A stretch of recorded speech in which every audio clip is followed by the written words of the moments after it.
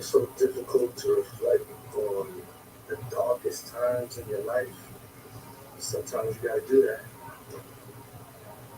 I was up. Boy, I hit rock.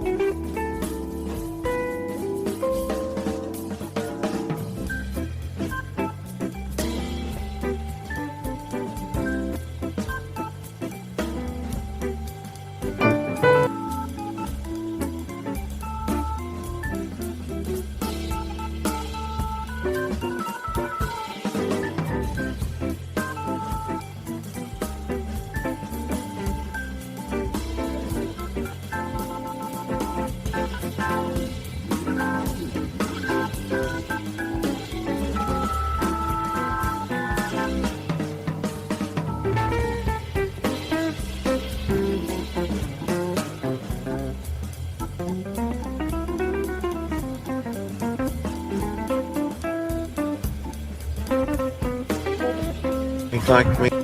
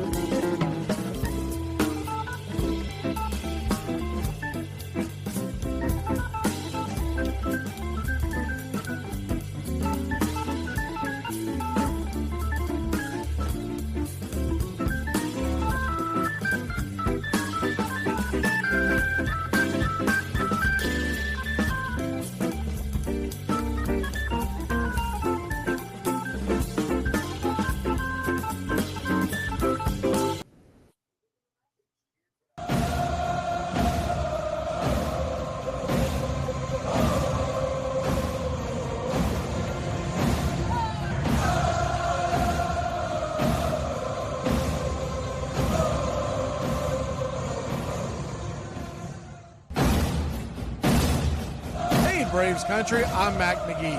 Join us for Pitch by Pitch, Play by Play, the classic call of Braves Country baseball. We're bringing you Atlanta Braves baseball all year long. Jump into our pregame show, Braves Country Today, just before first pitch. Stick around for the postgame show, Braves Country Tonight, where we will open up the phone lines and react to your calls or your comments all year long. That's Braves Country Radio, pitch by pitch, play by play, your home for the classic call of Braves Country baseball.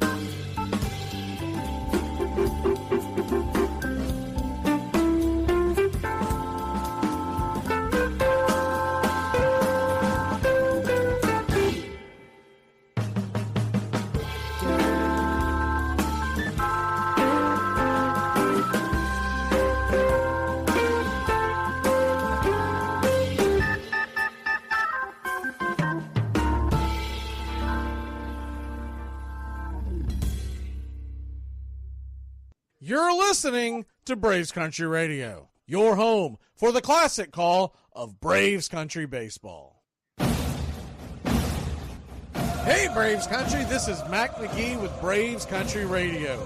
We are bringing you pitch by pitch, play by play of your Atlanta Braves all year long. Please like and subscribe today. It's free and it helps us bring you more of the game we all love. Braves Country Radio, your home for the classic call of Braves Country baseball.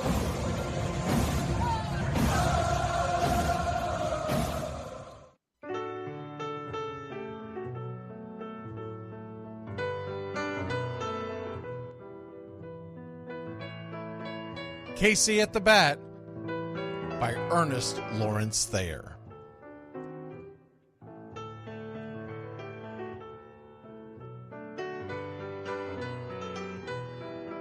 The outlook wasn't brilliant for the Mudville Nine that day. The score stood 4-2, but with 1 inning more to play. And when Cooney died at first, and Barrows did the same, a pall-like silence fell upon the patrons of the game. A straggling few got up to go in deep despair. The rest clung to the hope which springs eternal in the human breast. They thought, if only Casey could but get a whack at that, we'd put up even money now with Casey at the bat. But Flynn preceded Casey, as did Jimmy Blake, and the former was a hoodoo, while the latter was a cake. So upon that stricken multitude grim, melancholy sat, for there seemed but little chance of Casey getting to the bat. But Flynn let drive a single, to the wonderment of all, and Blake, the much despised, tore the cover off the ball. And when the dust had lifted, and men saw what had occurred, there was Jimmy safe at second, and Flynn a hugging third. Then from 5,000 throats and more rose a lusty yell. It rumbled through the valley, it rattled in the dell. It pounded on the mountain and recoiled upon the flat, for Casey, mighty Casey, was advancing to the bat. There was ease in Casey's manner as he stepped into his place. There was pride in Casey's bearing, and a smile lit Casey's face. And when responding to the cheers, he lightly doffed his hat. No stranger in the crowd could doubt 'twas Casey at the bat. 10,000 eyes were on him as he rubbed his hands with dirt. 5,000 tongues applauded when he wiped them on his shirt. Then while the writhing pitcher ground the ball into his hip, defiance flashed in Casey's eye, a sneer cooled Casey's lip. And now the leather-covered sphere came hurtling through the air, and Casey stood a-watching it in a haughty grandeur there. Closed by the sturdy batsman, the ball unheeded sped. "That ain't my style," said Casey. "Strike one," the umpire said. From the benches black with people, there went up a muffled roar, like the beating of a storm waves on a stern and distant shore. "Kill him! Kill the umpire!" shouted someone on the stand, and it's likely they'd have killed him had not Casey raised his hand. With the smile of Christian charity, great Casey's visage shone. He stilled the rising tumult, he bade the game go on. He signaled to the pitcher, and once more the dun sphere flew. But Casey ignored it, and the umpire said, "Strike two!" "Fraud!" cried the maddened thousands, and echoed answered, "Fraud!" But one scornful look from Casey, and the audience was awed. They saw his face grow stern and cold. They saw his muscles strain. And they knew that Casey wouldn't let that ball go by again. The sneer is from Casey's lip. His teeth are clenched in hate. He pounds with cruel violence his bat upon the plate. And now the pitcher holds the ball, and now he lets it go. And now the air is shattered by the force of Casey's blow. Oh, somewhere in the favored land, the sun is shining bright. The band is playing somewhere, and somewhere hearts are light. And somewhere men are laughing, and somewhere children shout. But there is no joy in Mudville. Mighty Casey has struck out. Casey at the Bat, Ernest Lawrence Thayer, published June 3rd, 1888. San Francisco Examiner.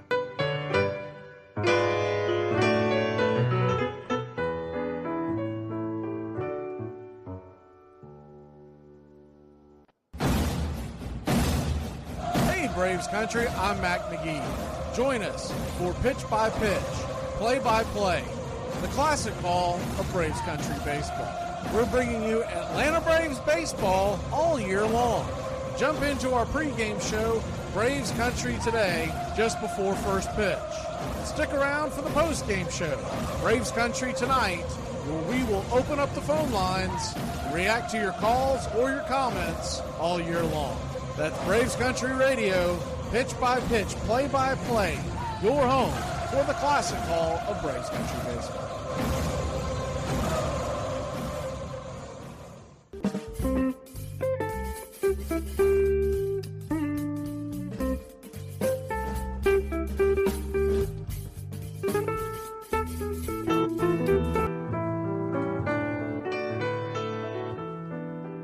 Lineup for Braves Country by DM McGee, 2024. A is for Aaron, the Hammer and Hank, the real home run king. Take that to the bank. B is for Bobby. Cox never cowered. He'd give Blue quite an earful on his way to the showers. C is for Chipper. Don't call him Larry. He would show up in Shea, the Mets he would bury. D is for David. Justice he'd bring. A Game 6 solo brought Atlanta their ring. E is for Eddie Matthews. 512 bombs away. Lit skies from Boston to Milwaukee to the A. F is for Fred. McGriff dog-biting crime. A fire was lit the day he arrived. G is for Glavin. Southpaw winds and kicks. Changing speeds east and west. A gem in Game 6. H is for Harry and his brother George Wright. The father of baseball, Boston pennants in flight. I is for inning, ending double play. Riley to Ozzie to Olsen all day. J is for Jones. Andrew let her fly. And his gloves in center is where singles would die. K is for strikeouts. A plenty from Strider. The quads in the stash, getting swings from that slider. L is for Lopez. Javi to B-Mac. Travis and Smurf, we've been lucky to see that. M is for Mad Dog. He won 355. Could swat flies with the changeup and still bust you inside. N is for Necro. He got to the hall by bending and knuckling and floating that ball. O is for Otis. Old Nixon could fly. The catch at the wall baffled our eyes. P still for Peterson. We were all rockin' pearls. With Eddie and Jorge, we were out of this world. Q is a quandary for why Dale is not in. Murphy MVPs again and again. R is for ranking. The top pitchers lore. Remember Kid Nichols, 107 WAR. S is for Smoltzy. The big three in the hall. When the game's on the line, you give John the ball. T is for Tyler. Matzik and the gift of 2021, the entire night shift. U is for Chavez, but we say Uncle Jesse. The frames, the release, kept the batters guessing. V is Van Weeren. Skip Carey 2. Don Ernie Joe, the tales from the booth. W is Warren. Spawn Johnny Sane. They'd ride him in Boston and then pray for rain. X is Mazzoni. Yeah, X marked the spot. Leo rocked next to Bobby, and his pitchers stayed hot. Why it makes us feel young, the game's main appeal. Chopping through the battery, there's no better feel. Z is for Zip Boom Bam, Rama-Lama Ding Dong. Throughout the summer, we sing that song. From AJ to eyeglasses and a hell of a pen. Mad Max, Uncle Charlie, win after win. A cannon from short, and RC you later. Acuna Matata, there is no one greater. Though you can't fit them all when you just A to Z. Think of your favorites in the rafters we see. I started with 3, then 10, 25. 47-31, and of course 29. Let's not forget 21, 41-35. The Great 44, or 755. And old number 6, who led his great teams. The pennants were flying. It felt like a dream. From Boston to Milwaukee to Atlanta's TBS, a family, a tradition, Braves Country's the best. Lineup for Braves Country by DM McGee, 2024.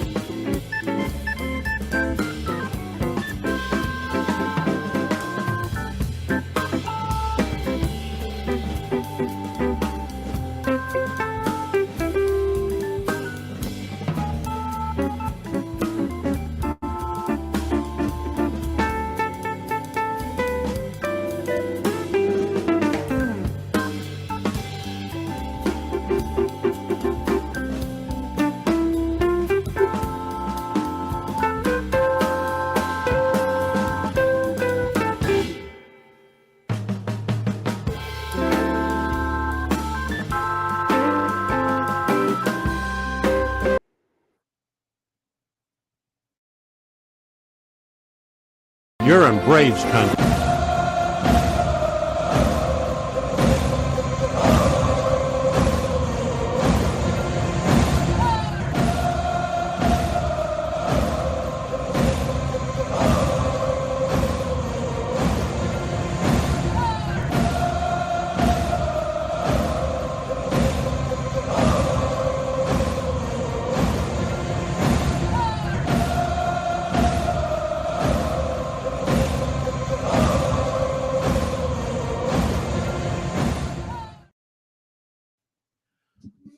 Good afternoon, Braves Country. Your Atlanta Braves are set to take on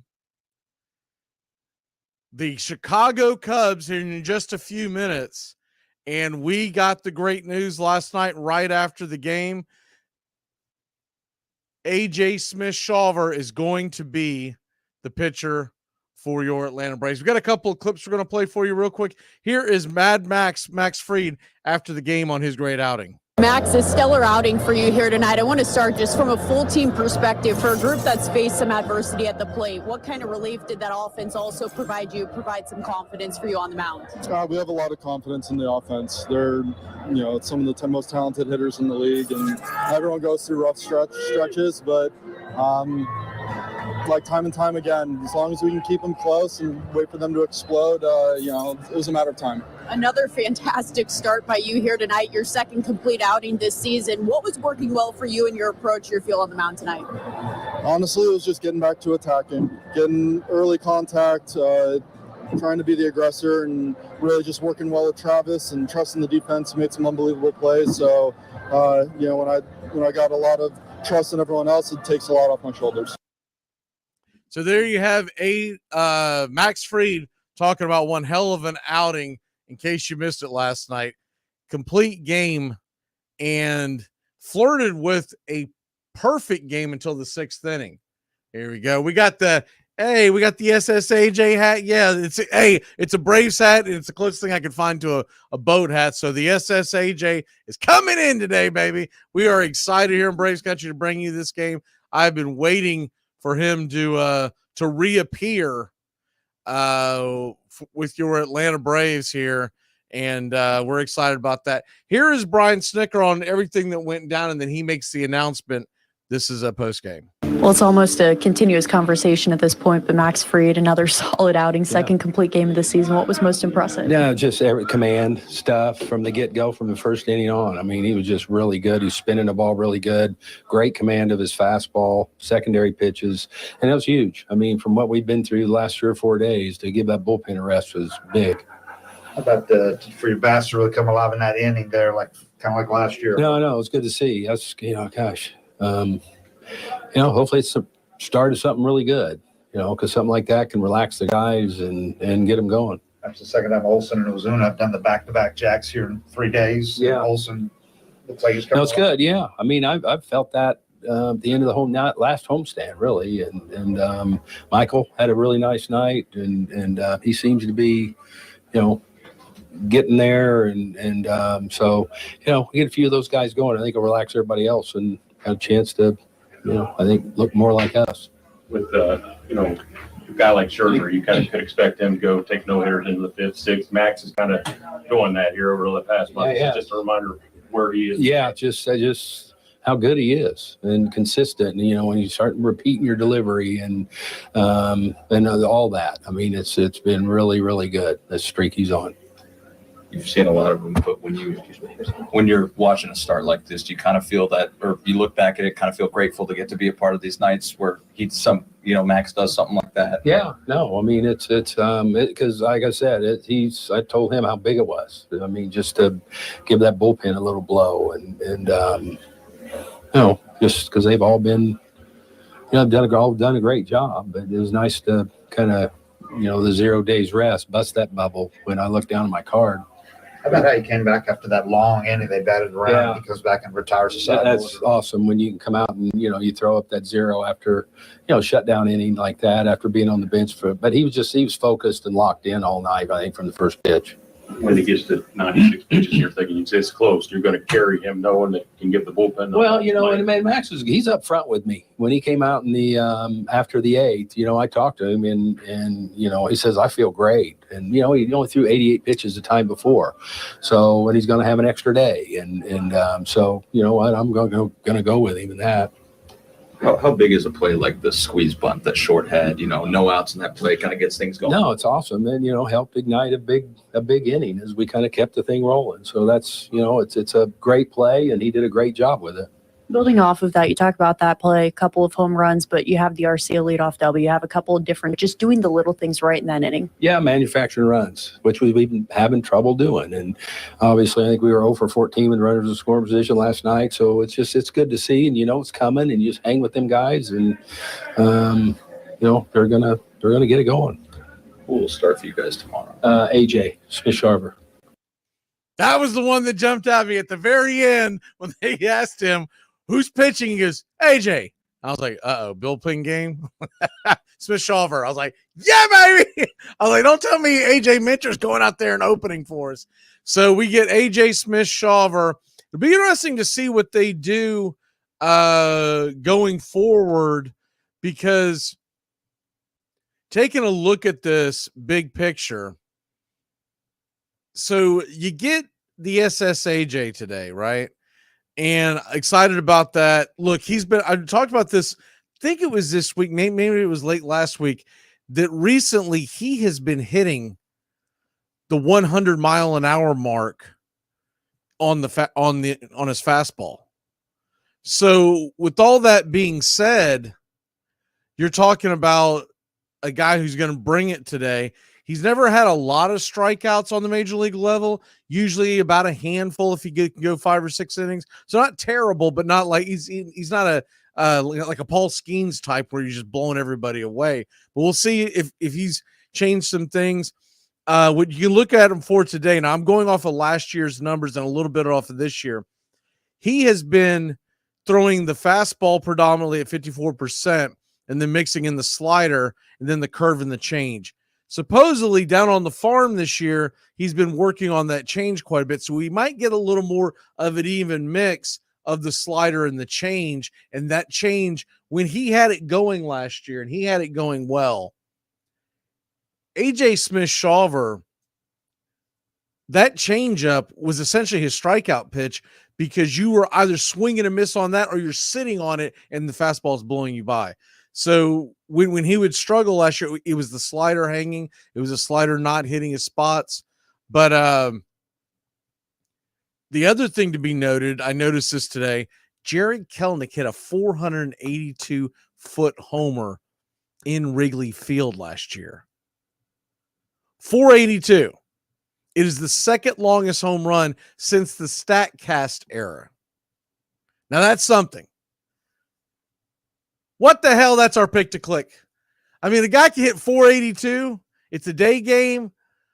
It's a cooler day, but it's not cold by Wrigley effects. The wind is it shouldn't be a big factor.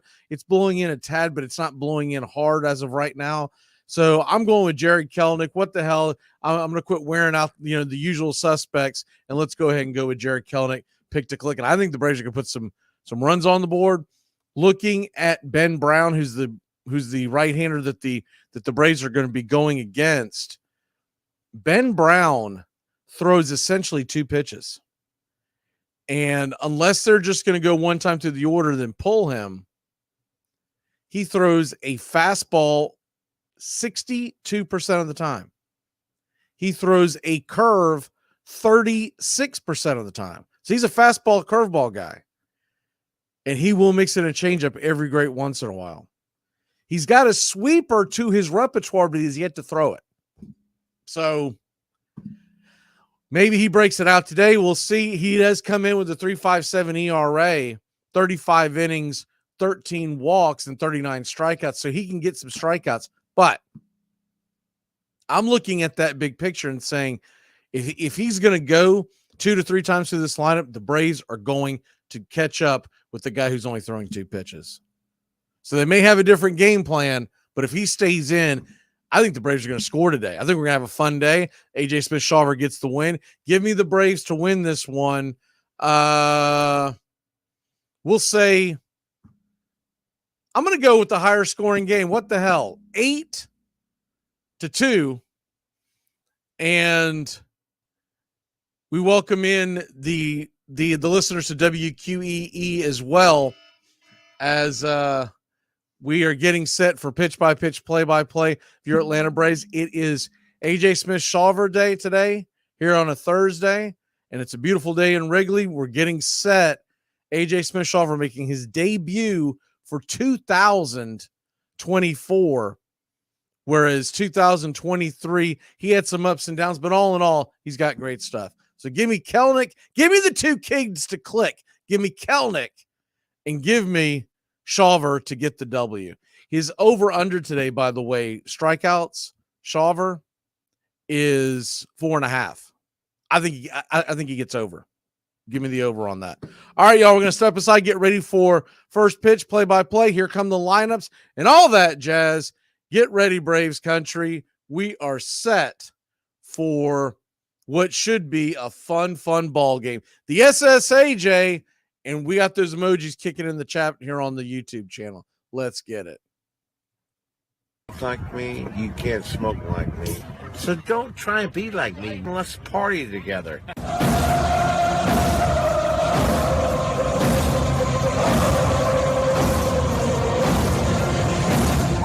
There's something kind of about a kid that's never played baseball.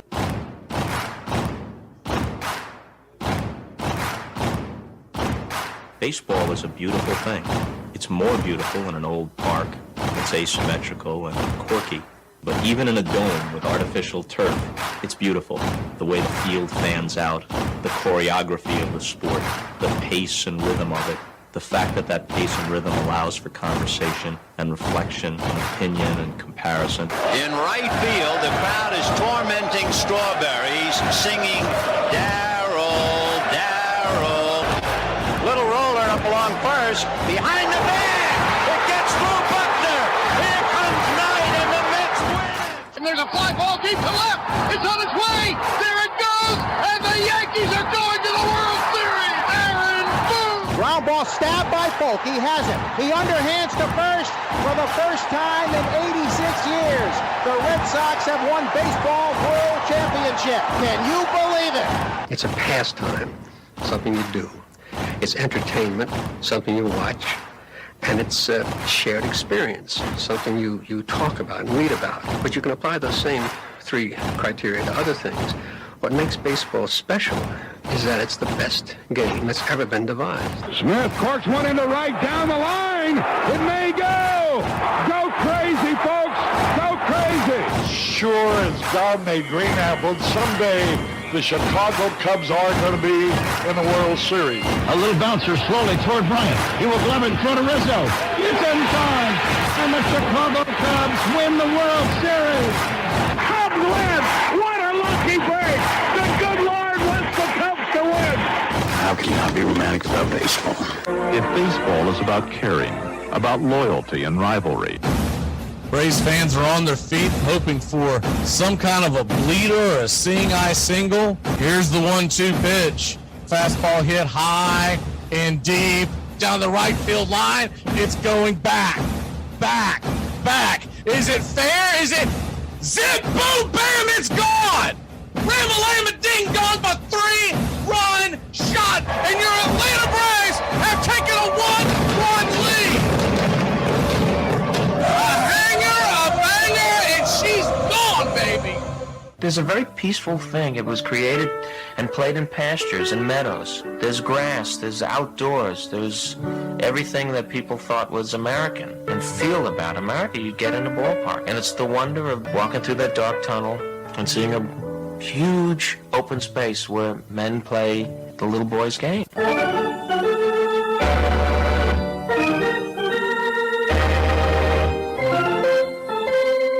I believe in the Church of Baseball. I've tried all the major religions and most of the minor ones. I know things. For instance, there are 108 beads in a Catholic rosary and there are 108 stitches in a baseball. I prefer metaphysics to theology. You see, there's no guilt in baseball, and it's never boring. It's a long season and you gotta trust it. I've tried them all, I really have. And the only church that truly feeds the soul day in, day out is the Church of Baseball.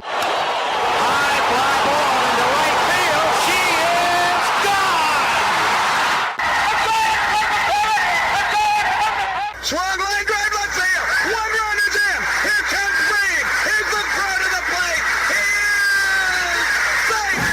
You're in Braves country. If there's a bigger thing going on right now, I don't know what it is. We're down to 1 strike here. Gurriel, the last hope for the Houston Astros. Here's the 0-2 pitch. Swung on, bounced over to Dansby. Dansby fires it over to first, and here comes the dog pile. Fire the cannons in the battery. Do the chop. all throughout Braves country. Pop that top! Your Atlanta Braves have won it all! Oh, say can you see by the dawn's early light what so proudly we hailed at the twilight's last gleaming, whose what stripes and bright stars through the perilous fight o'er the ramparts we once were so gallantly streaming, and the rockets' red glare bombs bursting in air gave proof through the night that our flag was still there. Oh, say does that star-spangled banner yet wave o'er the land of the free and the home of the brave? Play ball!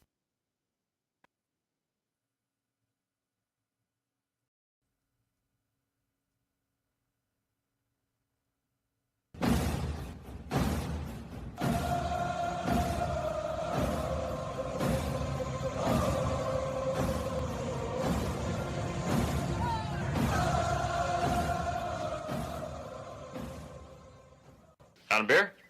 7 o'clock in the morning. Scotch? Hey, howdy, hi, and how the hell are you? Pull up an armchair, girls and boys, and join us for Braves Country Baseball. You're listening live, and the scene is friendly confines of Wrigley Field in Chicago, Illinois, where we're set to bring you pitch by pitch, play by play of your Atlanta Braves. Hi, I'm Mac Magee. Here are your starting lineups for today's action. Leading off and playing right field for your Atlanta Braves, it's Ronald Acuna Jr. 3 home runs, 12 RBI, 15 stolen bases, batting .242. Ozzie Albies batting second, playing second. 3 home runs, 22 RBI, 2 stolen bases, batting .268. Batting third, your designated hitter, Marcell Ozuna. He has 15 home runs, 46 RBI, and a .324 average. Batting cleanup, playing first, Matt Olson. 7 dingers, 26 RBI, a .228 average. Orlando Arcia is batting fifth, playing short, with 5 home runs, 17 RBI, batting .247. Batting sixth and patrolling center field for your Atlanta Braves, it's Michael Harris II. He has 5 home runs, a .255 average, and 7 stolen bases. Jared Kelenic is in left field and batting seventh with 2 homers, 7 RBI, batting .248. Behind home plate, it's Chadwick Tromp. Tromp has a .244 average with 6 RBI. And getting his first start at third base, Luke Williams. Luke Williams is 0 for 1 on the season. Going to the mound for your Atlanta Braves, it's the SSAJ. A.J. Smith-Shawver, the right-hander, wearing number 32, makes his debut for your Atlanta Braves here in 2024. In 2023, the SSAJ had a 4.26 ERA, a 1.11 whip, 25 1/3 innings, 20 strikeouts, 11 walks, and 17 hits allowed. He'll be going head-to-head with Ben Brown. The right-hander is 1-1 with a 3.57 ERA. He's thrown 35 1/3 inning, 1.25 whip, 31 hits allowed, 39 strikeouts, 13 walks, and 2 home runs served. Backing up Brown in the bottom of the first inning here at Wrigley Field, it's Michael Tauchman.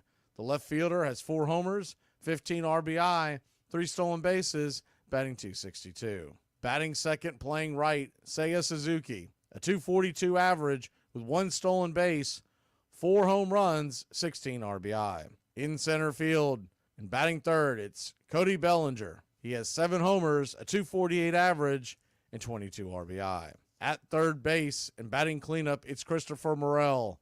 He's batting .209 with 9 home runs, 33 RBI, 4 stolen bases. Ian Happ is the designated hitter with 2 homers, a .216 average. He has 14 RBI and a stolen base. Nico Horner is at second with 2 home runs, 13 RBI, 5 stolen bases, batting .262. Michael Bush is batting 7th and playing first. He has 20 RBI, a stolen base, and a .242 average. Batting 8th is Dansby Swanson, the shortstop. 4 home runs, 12 RBI, 4 stolen bases, batting .221. And Gomes is behind home plate with 2 homers, 5 RBI, a .182 average. Calling balls and strikes today in Game 3, the rubber match of a 3-game set. Ryan Additon is behind home plate. First base umpire is Brian Knight. Second base will be manned by Chris Guccione. And down the third base line, it's Gabe Morales. Cubs come in today 27-23, 15-10 at home. The Braves are 28-18, 12-10 on the road. Atlanta is -125 on the money line. The over-under is 8.5. Well, it's about that time. Grab you a cold one. Find you an armchair. It's Braves Cubs Game 3 of the 3-game set. Atlanta looks to grab the series victory and head on to Pittsburgh, where we'll begin that series Friday night, 7:10 first pitch. Country Club, get your tomahawks warmed up. We got the SSAJ floating around in the emojis. And Braves Country, get your game face on.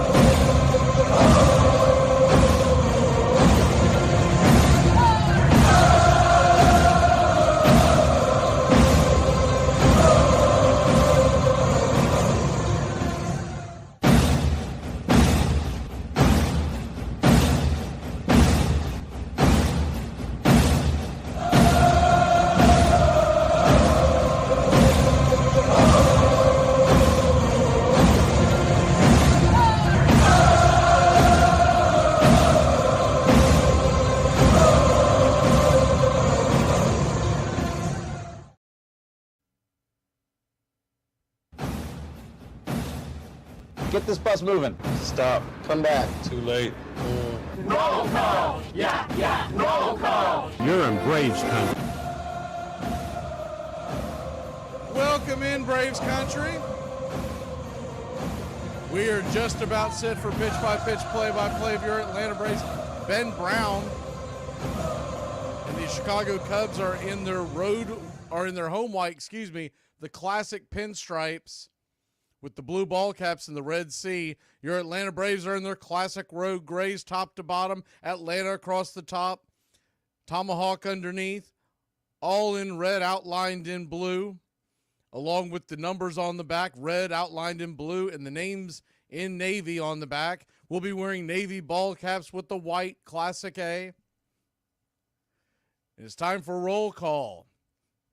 Good afternoon to Country Club members. We've got Charlie in the chat, along with Envy, David S., Red Rum, The Goat, and Robert. I see Nathaniel. I see Ed Spry.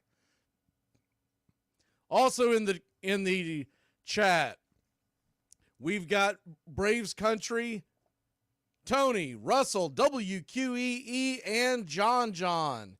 Wherever you're listening to, let us know where you're at. We'll give a shout out wherever you're listening to in Braves Country or watching along.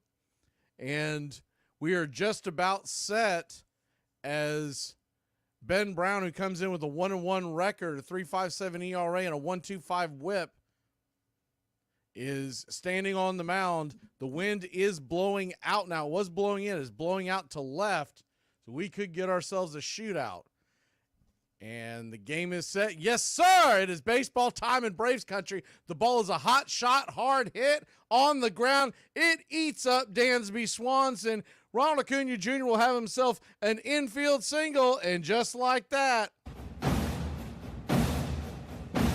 one on and nobody out. That ball was scalded. It was a one-hopper that bounced to the backside of Dansby Swanson, tried to backhand it. Could not get the grip. Ozzie Albies stands in. The first pitch on the way, 95 miles an hour up top. Misses for a ball. It's 1-0. The 1-0. Righty, lefty, open stance from the left side. They set up outside. The pitch from Brown, 96-mile-an-hour fastball, just catches the edge. 1-1. Ryan Addington is your home plate umpire. Brian Knight at first, Guccione at second, and Gabe Morales is down the third base line. The 1-1, knuckle curve way high out of the zone. It's 2-1. Braves nothing, Cubs nothing. We're just getting going here on a beautiful day in Wrigley Field.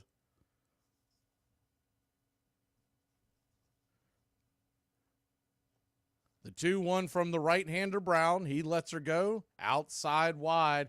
Ball 3, 3-1. Big difference to the lineup from last night to tonight. Luke Williams, cool hand Luke, is going to be playing third tonight and batting ninth. Short getting the day off. The 3-1 pitch. Hits the glove, but dropped. It didn't matter. It's ball 4, and your Atlanta Braves got runners on first and second, and nobody out. I'm the Wiz. I'm the Wiz. I'm the Wiz. I'm the Wiz, and nobody beats me.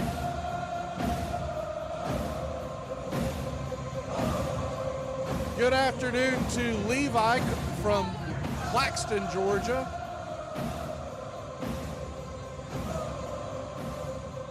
First pitch on the way to Marcell Ozuna, swung on, belted high, but not quite deep enough. It's going to die into the glove of the left fielder out there.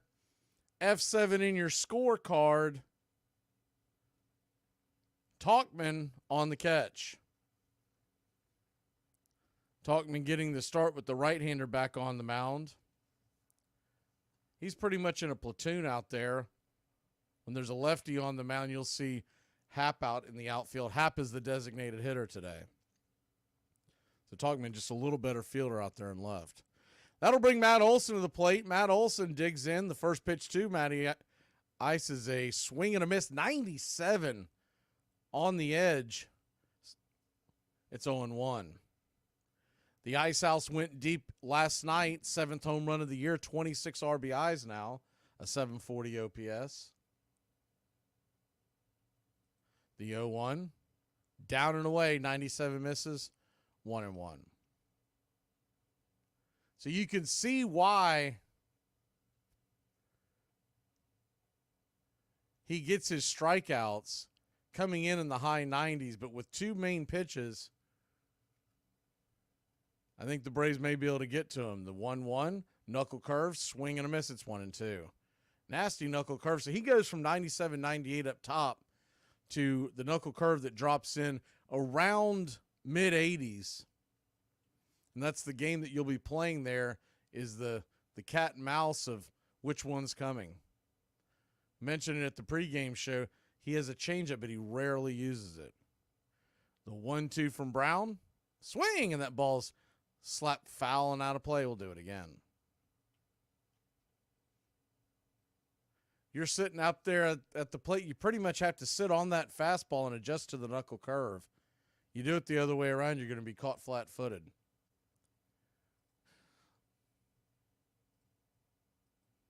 The 1-2 from Brown. Runners on first and second. One out. The pitch to Olson. Swing and a miss, strike 3. Chase that knuckle curve well out of the zone, 2 away. So 2 down. Braves still with 2 runners stranded out there at first and second. We'll leave it up to Orlando Arcia to try to knock him in.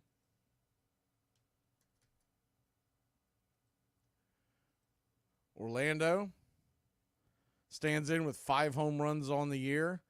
He hit one in Wrigley the other night. The first pitch on the way to Arcia, swung on and fouled back out of play. It's 0-1.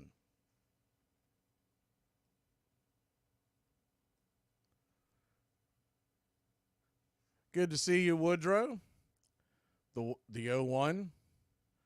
Wind whipping to left. Really doing a number on those flags out there. The 0-1 pitch.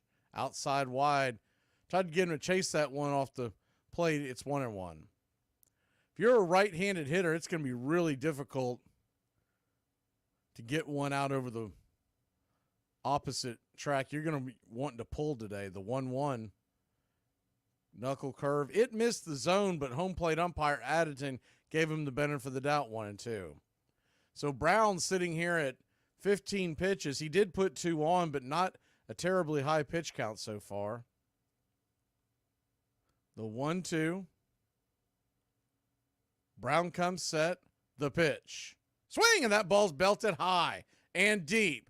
Going back. Is it fair? It is not. That wind really pushing it. He was out in front of that. He got a hanger, a knuckle curve. They were aiming for the outer part of the plate. It snuck inside. Arcia tried to give it a ride. But instead we got a 1-2 count, 2 down. The pitch to Arcia, swing and a miss, strike 3. He chased that one well out of the zone. That'll end the inning. Braves put 2 on, but can't get them across. We'll be back in a flash here on Braves Country Baseball. Talking about one of the greatest pitchers that we just don't talk about enough, Addie Jaw. In his major league debut, he threw a one-hitter, who some believe should have been a no-hitter after a clean catch was ruled a hit. In his rookie season, all he did was win 17 games, have a sub-3 ERA, and lead the league in shutouts. 2 years later, he went 14-10 with a 1.59 ERA. Even more impressive, he didn't allow a home run all season. He won 20 or more games in back-to-back years in 1905 and 1906. In 1907, he won his first 10 starts, threw 2 one-hitters, and had career bests in wins with 27 and innings pitched with 338. Just 1 year later, he reached baseball immortality when he threw the 4th perfect game in baseball history. Even more impressive, he did it with just 74 pitches, the lowest known pitch count ever in a perfect game. In 1910, he became the first pitcher in Major League Baseball history to no-hit the same team twice. Before the start of his next season, his career made a drastic turn. During an exhibition game in Chattanooga, Tennessee, he would collapse on the field. Initial reports thought it may be food poisoning, but his condition quickly worsened. Less than a week later, he was coughing more, which was accompanied by a severe headache. 10 days after his collapse, he would be diagnosed with tuberculosis meningitis. 1 day later, it would spread to his brain, and he passed away at the age of 31. Over his 9-year career, he won 160 games through 234 complete games and had 920 strikeouts. His 1.89 career ERA is the second lowest in baseball history, and his 0.968 career whip is the lowest of all time. Between 1900 and 1910, country boys and immigrant sons and factory workers and streetwise toughs played on thousands of teams in hundreds of leagues from Maine to California. For the first time, big league scouts began to travel the countryside on the lookout for future stars. Sports writers called them ivory hunters. It would be an era that placed a premium on pitching and speed, in which runs were assembled slowly, one base at a time. It would see one pitcher win 41 games in a single season, and the hardest hitting team hit just 16 home runs. Welcome back to Braves Country Baseball. The SSAJ set sail, and the first pitch is 96 miles an hour, high and out of the zone. It's 1-0. The 1-0 from the right-hander. Lifts his teal glove, kicks and fires. Fastball right down the pipe on the outer edge. 1-1. Talkman, Suzuki, Bellinger due up here in the bottom of the first inning. The 1-1. Curveball hits the top of the zone. Might have been a touch high. Talkman didn't like it. 1-2. So a 1-2 count.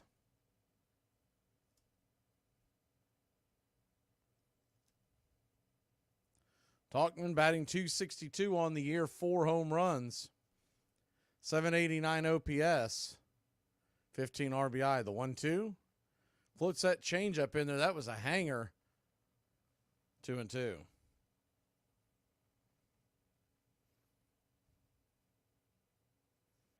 The 2-2 from AJ. As he tries to settle in here. The pitch. Swing and a miss. Strike 3. Got him with the changeup out and over the plate. 1 away. He pulled the string on that one.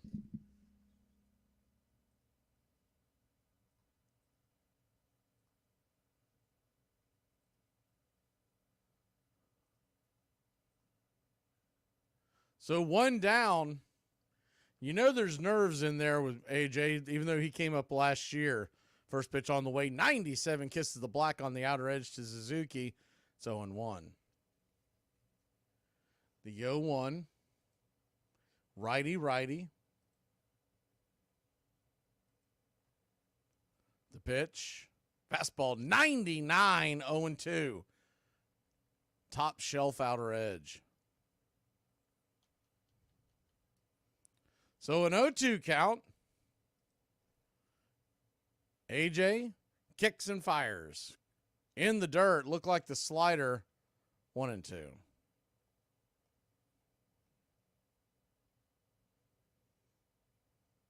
The 1-2 from AJ. He sits, and delivers. Swing, and that ball's lifted into right field. That's going to get down for a base hit. And the Cubs are on base for the first time, 1 on, 1 out. If you're wondering who left when AJ arrived, it was Daysbull Hernandez, relief pitcher sent back down to AAA Gwinnett. So Darius Vines would still be in line to possibly pitch tomorrow. They could use him as a piggyback on AJ today. First pitch on the way to Bellinger is swung on and fouled back out of play. It's 0-1. They're planning someone else tomorrow. The idea could be that they are sitting back and waiting to see what happens here with AJ and then send Vines down. They could decide to start Vines on Friday. My guess is they may have something else in mind. You would think he would have pitched today. The 0-1, down and in, 1-1. So a 1-1, four-seam fastball misses.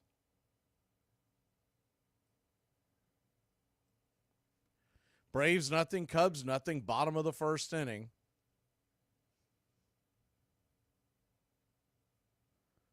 Kicks and fires, swung on and just got a piece of that. There's that changeup. That changeup had some two-seam action fading away. Do it again. Phillies, Rangers, 1-1 in the third. Padres 4-2 over Cincinnati. That game is in the fourth. We'll hit the out-of-town scoreboard on the rest of it here in a second. The 1-2 pitch, swing, and saws that 99-mile-an-hour fastball fouling out of play. Do it again.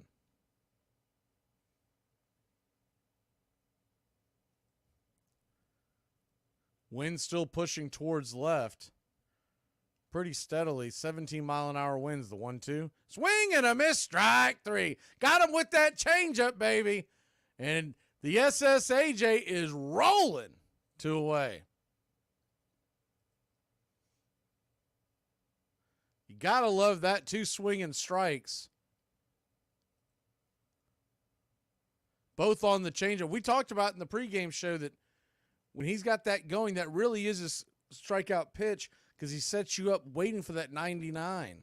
First pitch on the way to the right-hander Morel is off the plate wide, 97-mile-an-hour fastball. It's 1-0. The 1-0. Yankees lead the Mariners 2-0. That game is already in the 7th. That game is flying by. The 1-0 pitch right there at the knees on the outer edge, kissing the black, 96, 1-1. There are only 8 baseball games today. There are 6 day games and 2 night games. Pirates are beating the Giants 5-2. We'll see them tomorrow. And Paul Skeens did pitch As the 1-1 pitch swung on, lifted high into right field, drifting back, making the catch as Acuna Matata, and that'll end the inning. So they get one on, but AJ strikes out 2. We'll head to the top of the second, grabbing the bats. Hate your life and die on the job. Be a man. Once a year, there comes a chance for a fresh start. An opportunity to change oneself for the better, and that time is now. So I'm gonna go full throttle, and everyone around me is gonna hear about it. My name is Max, and I'm the most annoying person on January 1st. Oh, starting 2023 hungover? You do you. How were the bars at midnight? I wouldn't know, I wasn't even awake. Yes, the new year is about personal resolutions, but it's also about making other people feel bad. If people don't hear about my resolutions nonstop, what's the point? Everyone always said the gym would be packed on January 1st, but I was like the only one there. I guess it was 5 a.m. You know you really shouldn't be drinking that coffee. It's not good for you. Some might argue that making small consistent changes over the course of the year would be more efficient than going 0 to 100 arbitrarily on January 1st, but I'll get more attention this way. Hey, do you have the time? No. Could you check your phone? I'm just doing 5 minutes of screen time a day, so everyone's gonna f***ing hate. I'll give it up on all of these by mid-February, but until then, strap in. I'm gonna go write my poem of the day. I started blasting. Bang! Bang! Well, I don't see so good, so I missed. Then they ran away.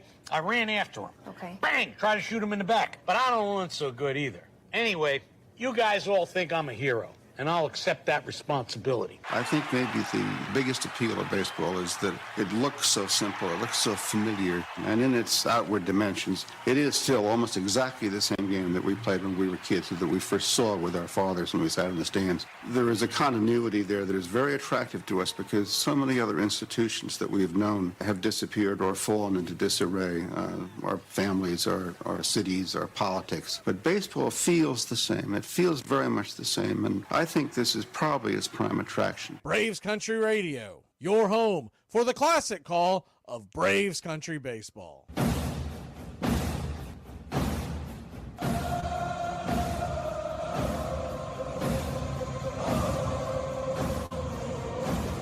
Welcome back to Braves Country Baseball. Michael Harris II takes the first pitch right there for a strike. It's 0-1. Righty, lefty, Brown goes back to work, the 19th of the day. 97 miles an hour down below the knees inside. It's 1-1. Those may be wondering about the Pirates as we're about to face them in the next series in Pittsburgh as the 1-1 is fouled back. It's 1-2.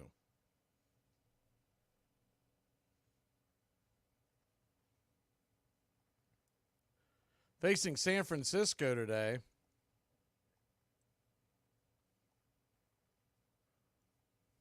as the 1-2 pitch swung on, chopped foul towards the first base line. We'll do it again, 1-2.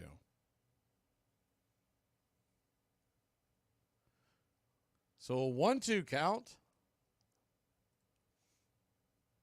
On the mound today, Skeens went 6 innings, struck out just 3. 1-2. Bounces foul back behind home plate. That one went in the dirt, knuckle curve, 2-2.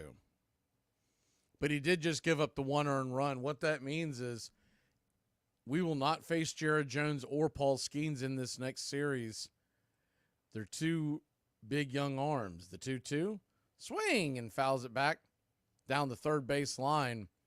Just got a piece of it to stay alive. Wind looks like it might be pushing in a bit towards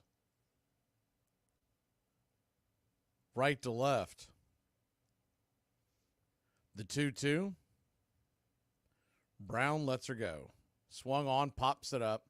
High in the sky, fighting the sun and the wind. Coming over. Morel will make the catch, shading his eyes. 1 away.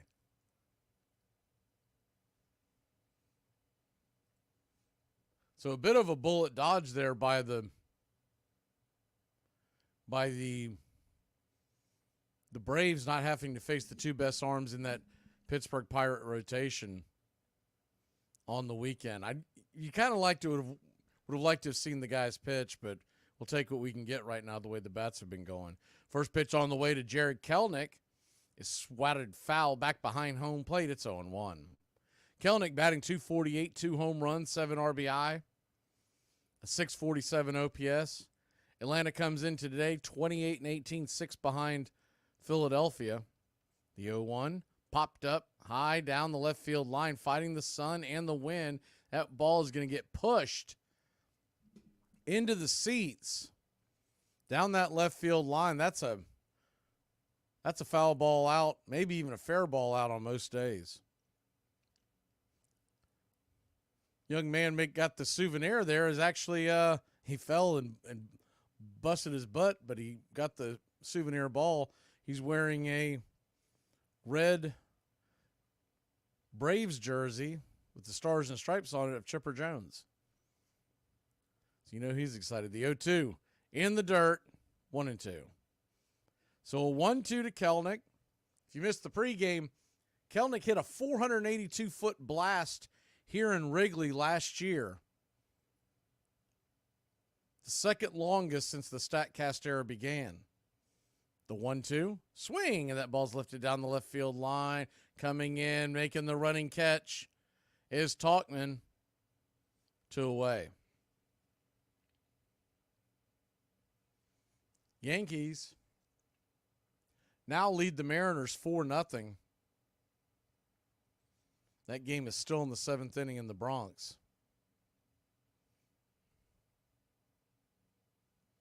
Home runs by Judge, his 15th, and Stanton, his 12th. First pitch on the way to Chadwick Tromp, who gets the nod today over Travis d'Arnaud getting a rest. He takes the fastball up top for a strike. It's 0-1. Chadwick batting .244, 6 RBI, 633 OPS. The 0-1, down and away, 97 mile an hour, 1-1. Andrew McCutchen and Reynolds have both hit home runs for Pittsburgh today. Ramos for San Francisco. And Adolis Garcia has hit a solo shot along with JT Realmuto in the Philadelphia game. The 1-1 is bended back foul behind home plate. It's 1-2. Tromp with the 633 OPS.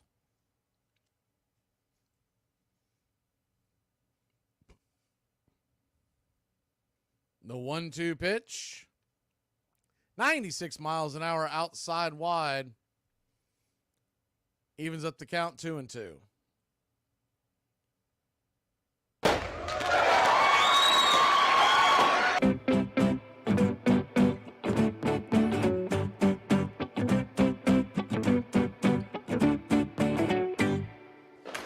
Pitch. Swung on and missed strike 3, and that'll end the inning. Braves go quietly, 3 up, 3 down. Brown gets himself another strikeout. We'll be back in a flash. Okay, first of all, I didn't miss the red flags. I looked at them and thought, damn, that's sexy. And that's my problem. Are you an adult? Yeah. And it's almost winter? Yeah. Introducing Being Kinda Sick. What's that? You thought winter would be full of holiday spirit and joy, but instead you're just kinda sick for months straight and can't figure out why. Am I sick or am I not sick? I don't get it. Neither. You're kinda sick. What? With Being Kinda Sick, you can be slightly congested all the time, have a cough that comes and goes, and randomly have a sore throat for no reason. And don't forget to have your excuse ready. Dude, are you sick? No, I think it's just the season change. Please get away from me. I don't know what's going on. I'm not fully sick, but I don't really feel good either. I guess my body's finally falling apart. Try it today. Hitting is not about muscle. It's simple physics. Calculate the velocity v in relation to the trajectory t, in which g, gravity, of course, remains a constant. It's not complicated. Now, who are you again? Assistant to the traveling secretary. You're the guy who put us in that Ramada in Milwaukee. You want to talk about hotels? You want to win some ball games? Hey, we won the World Series. In 6 games. This helpful instructional message from the National Association of People Who Have Trouble Walking and Chewing Gum at the same time. Step, chew. Step, chew. Step, chew. Step, chew. Judge Kennesaw Mountain Landis was brought in as an authority figure, and it looked the part. That's great granite face, shock of white hair. Looked like Jupiter in a very bad mood. Born in Millville, Ohio, Landis was named for the Civil War battlefield on which his father had lost his leg. As a judge, he had once sentenced an aging bank robber to 15 years in jail. Your Honor, the man said, I'm 72 years old. I can't serve that long. Landis replied, well, do the best you can.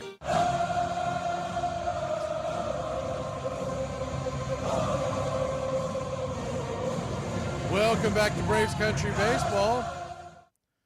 A.J. Smith-Shawver going back to his second inning of work. 17 pitches into the afternoon. He'll face Ian Happ. First pitch on the way, 96-mile-an-hour fastball. Swing and a miss on the outer edge. It's 0-1.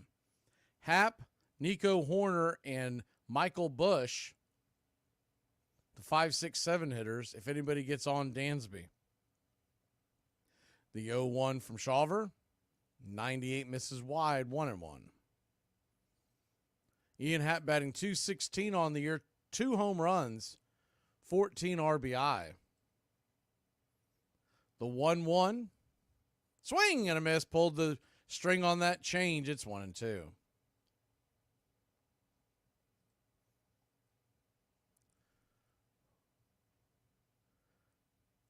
The 1-2 from Shawver, swung on and fouled back. Changeup, that one was a little high, but off the plate. We'll do it again. Giants have just made it 6-5. They just hit a 3-run home run. The game is still in the 8th. The 1-2 pitch.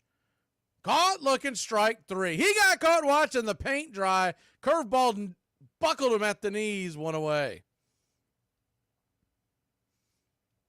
That was a good bender. You know, he doesn't even have to place that curveball perfectly when he's throwing that fast and change like that. It's just a change of pace that can buckle a guy. First pitch on the way, righty-righty matchup to Horner is 98, well off the plate. It's 1-0. The 1-0. Wind has died down a bit. Kicks and fires. Swing, and that ball's hammered up against the Cubs' third base dugout.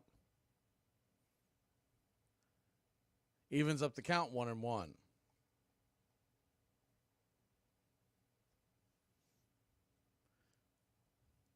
So a 1-1 count.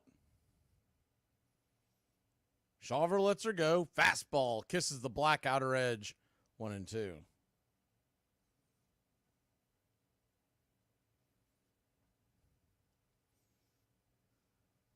The 1-2 from the SSAJ.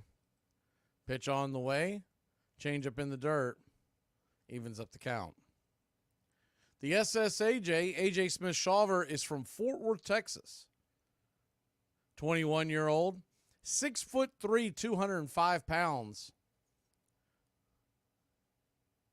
Went to high school at Coley Heritage in Coleyville, Texas. The 2-2 is swatted foul and out of play. We'll do it again.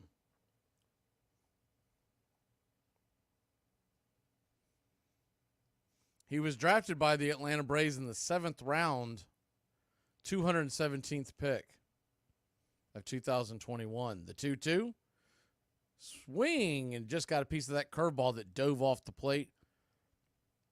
Horner staying alive.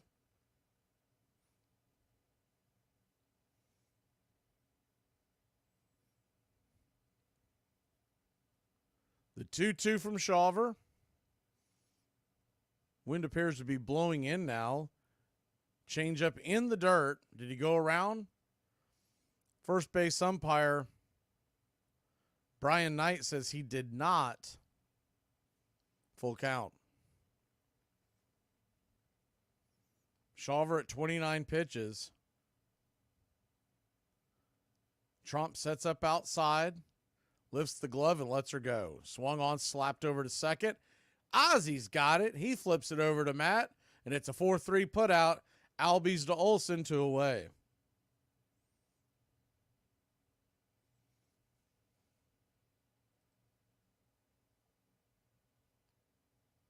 So 2 down.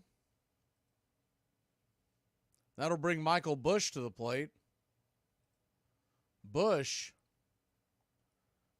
started off really hot when he came up a few weeks ago and is now in a platoon role as the first pitch on the way. Curveball, swing and a miss over the top. It's 0-1. But when he plays, he's got a 7.79 OPS, 7 home runs, and 149 at bats. Pretty much sits during the left-handers, the 0-1. Outside wide, 1-1. Michael Busch was a big-time prospect for the Los Angeles Dodgers, and they finally moved him in the offseason, getting some pitching help, and the Cubs getting a stick. The 1-1 swung on, lifted high and deep into left field, getting pushed by the wind. Making the catch is the kid in the corner, and that'll end the inning. 3 up, 3 down. We'll be back in a flash. Cool Hand Luke comes to the plate. People have asked me if I loved him. To be clear, he and I were not in love. I was just honestly very drunk, and probably in a more general sense at that time in my life, very bored. Look, you and your mom have a bad history, and neither of you can nurture the other's self-esteem because you've both been damaged by past criticism and shame. Are you okay? I'm working half days, so I watch a lot of Donahue. Let me tell y'all something. I don't know who needs to hear this, but I should have had kids. You know why? It's 6:30, I'm hungry as hell, and the meat is still frozen. I forgot to take it out the freezer, and I ain't got nobody to be mad at but myself, okay? Now, if I had a kid, I would have had somebody to blame. I can't be wrong. I'm the only woman in this house. I got to put it on somebody. It's either the man or the kids. I ain't got neither one of them, and I'm just out here meatless. And meat just frozen. And so what I'm supposed to eat for dinner now, huh? A nap? I'm just going to have slumber for supper? Is that what's happening over here now? Just gonna have a deep sleep for dinner, huh? That's what's on the menu today? God, I'm hungry. It ain't nowhere near to being defrosted. Well, I'm just supposed to take chunks of it like it's a popsicle? Ghetto. Hey, Braves Country, this is Mac Magee with Braves Country Radio. We are bringing you pitch by pitch, play-by-play of your Atlanta Braves all year long. Please like and subscribe today. It's free, and it helps us bring you more of the game we all love. Braves Country Radio, your home for the classic call of Braves Country Baseball.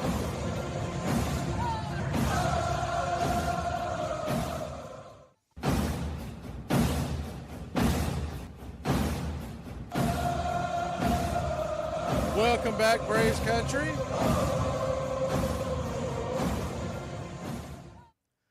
Ben Brown will go back to work. The first pitch on the way is lifted high and deep into center field. Luke Williams putting a charge into it, but Cody Bellinger makes the catch running back on the warning track. Deep center field, one away.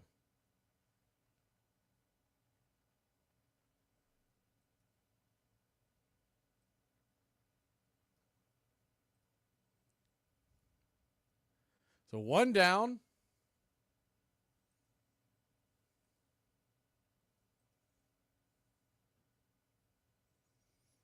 Righty, first pitch on the way to Ronald Acuna Jr. is off the plate wide for a ball. It's 1-0.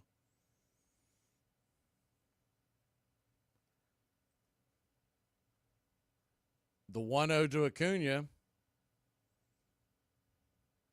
He got in on an infield single his first time up. Knuckle curve off the edge. Acuna chased a bad one there, 1-1. So a 1-1 count.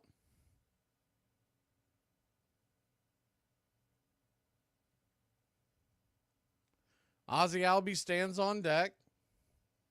Braves, Cubs scoreless here in the third. The pitch.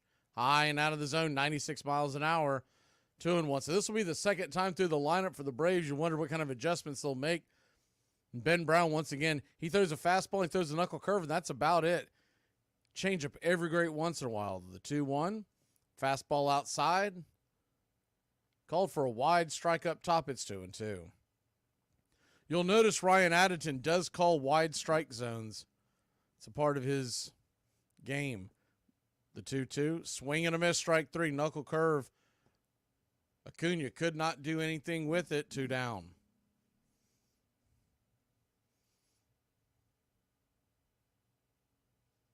So 2 down. That knuckle curve comes in a little harder than a lot of curveballs. And that might be why it's difficult to pick up the first time through. That was the first time Acuna had seen it. Remember, the first time he came up, he just saw a fastball and he rifled it over to short. First pitch on the way to Ozzie is a swing and a miss strike on that knuckle curve. It's 0-1. Ozzie walked his first time up. Both runners were stranded in the first. The 0-1 in the dirt. Bender missing, 1-1.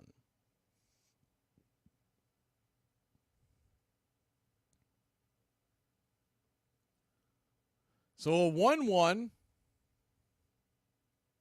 Open stance from the left side. Inside four-seam fastball, 2-1. Standing on deck is Marcell Ozuna.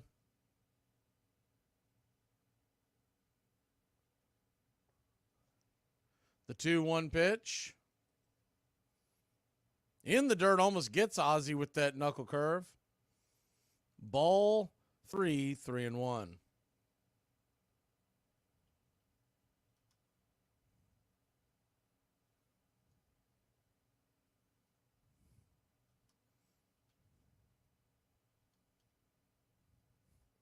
The 3-1 to Ozzie. Swing, and that ball's chopped foul down the first base line. 97-mile-an-hour fastball. They were aiming for the outer part of the plate, but he got up top right in his kitchen. It's 3-2. Full count to Ozzie.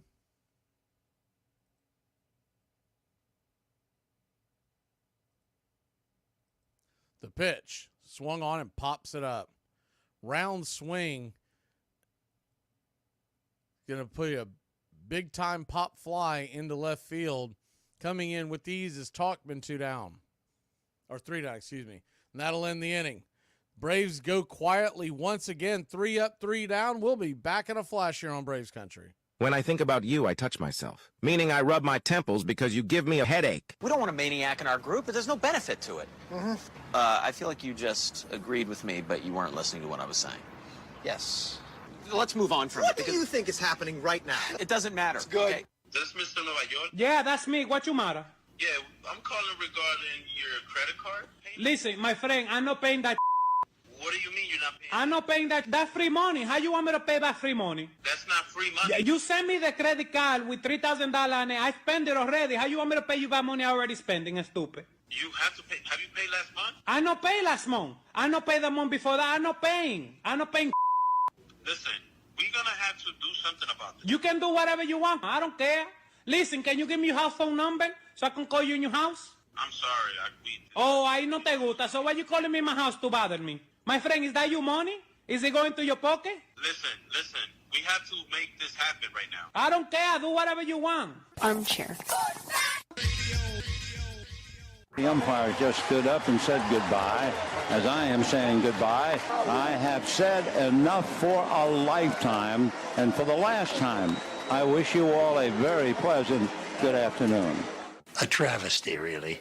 But it came out that Arnie Rothstein and the rest of them were crooked gamblers and were able to persuade the boys to throw the games, even though some of them, I guess, never got a dime. And they weren't crooks. They were farm boys who didn't know anything about finance or anything else.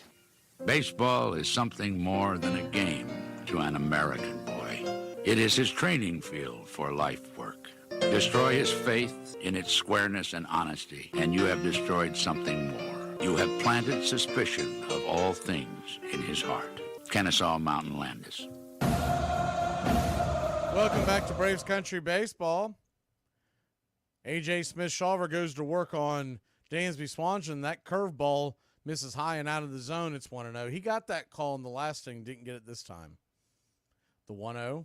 Swing and fouls it out of play. 96 off the edge. 1-1. Dansby Swanson batting .221, 4 home runs, 12 RBI at .644 OPS. Second year of that big deal that took him from Atlanta to Chicago. His wife's hometown. The 1-1 swung on and chopped in front of the mound, in front of the plate, in between the plate and the mound, but it was foul. It's 1-2. Wind appears to be blowing in from right field towards home plate now. Kind of a swirling wind today here in the Windy City. So a 1-2 count. Pitch on the way. Change up in the dirt. Do it again.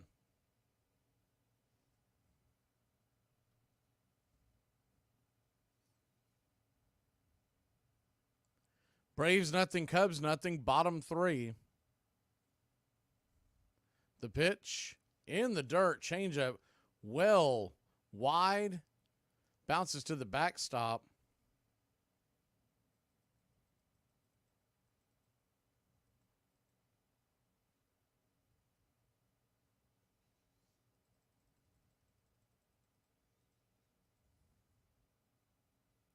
The 3-2 from Shawver. Dansby takes his time out for a second and gets back in. So you got a payoff pitch to Swanson. Nobody on, nobody out. Starting the third, the pitch. Swing, and that ball's rifled into right field. Coming over, making the catches. Ronald Acuna Jr. one away. Hit that thing right on the screws, but right at Ronnie.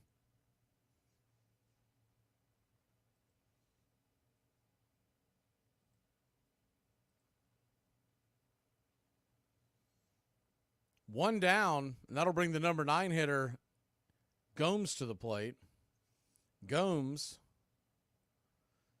stands in, the hind catcher, takes the first pitch, 4-seam fastball, 98 miles an hour, well off the plate. It's 1-0. Please hit that like and subscribe here on our YouTube channel, Braves Country Radio. The 1-0. Swing, and fouls it away. It's 1-1.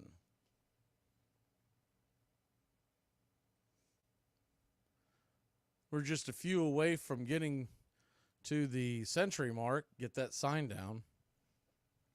The 1-2, or 1-1, excuse me. Pitch on the way, swung on and swatted foul out of play. It's 1-2. See if they...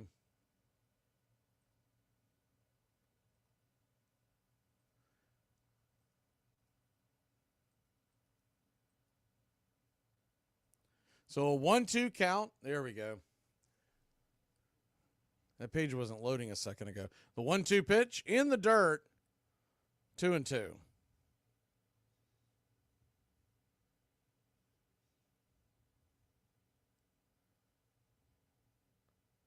Yan Gomes batting 182 on the year, a 4.79 OPS. You really want to go after this one. Don't put any ducks on the pond for the top of the order. The 2-2 from Shawver. Swing and a miss. Strike 3. 97, well out of the zone. Missed his mark, but Gomes couldn't lay off of it. It was about eye level. Right inside his kitchen. 2 away.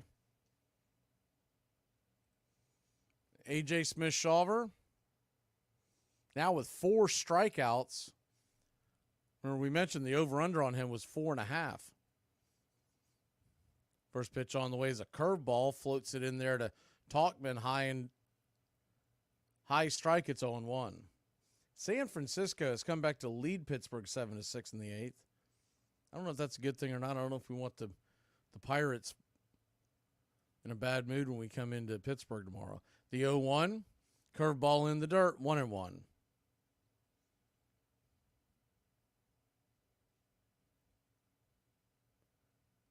The 1-1. Trump set up outside. The pitch from Shawver. Fastball misses high. 2-1.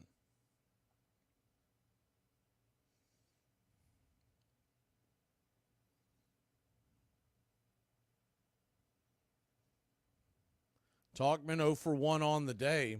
784 OPS, 260 batting average. The pitch, swing and a miss. 94 right down the pipe. Excuse me. 2-2.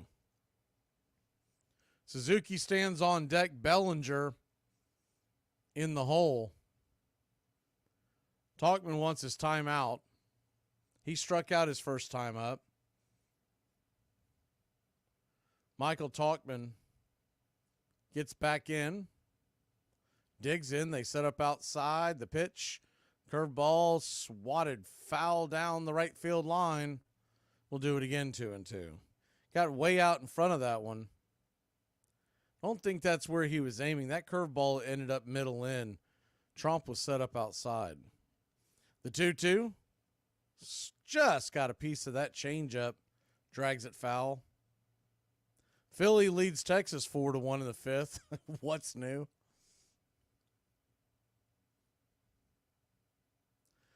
Philly came in today 6 over the Braves, 14 over Washington, 14.5 over New York, and 19.5 over Miami. The 2-2 pitch in the dirt, changeup missed. Ball 3, 3-2.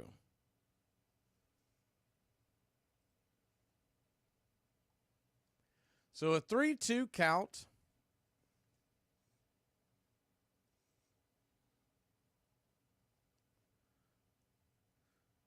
Shawver comes set. The pitch. Curveball misses wide, ball 4. So he loses Talkman, and that'll bring Suzuki to the plate. A little surprised they weren't a little more aggressive on that 3-2 with either the change or the fastball. That'll put 1 on, 2 out. Pretty good pitching matchup tonight if you're flipping around on the channels. Kevin Gossman versus Flaherty. Blue Jays are at the Tigers tonight. The only other night game is Baltimore at the White Sox. Grayrod versus Clevenger. First pitch on the way is a 4-seam fastball to Suzuki. They're going to say that missed low. It's 1-0. Suzuki 1 for 1 with a single in the first. The 1-0. Outside wide, 2-0. Just 2 hits in the game so far, one by Acuna and one by Suzuki. Standing on deck is Bellinger.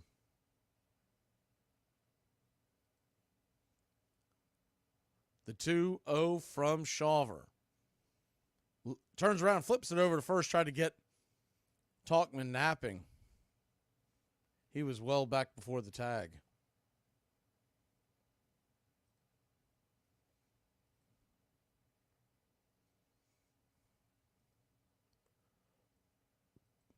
The 2-0 from Shawver. Swing, pops it up.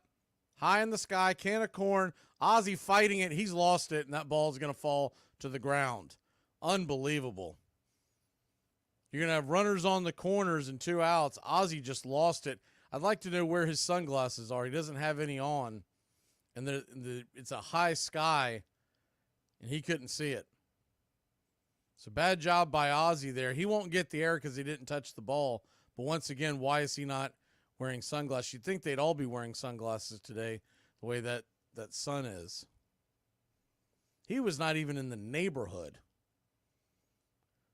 For those of y'all listening on radio, the ball dropped, I don't know, 10 to 12 feet to the right of him if you're looking from home plate. It's about a free throw away from where he was standing, from where the ball landed. So what should have been out number 2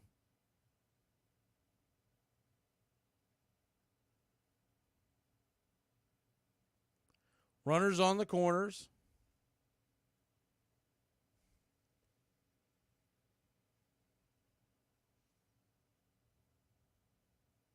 Two outs.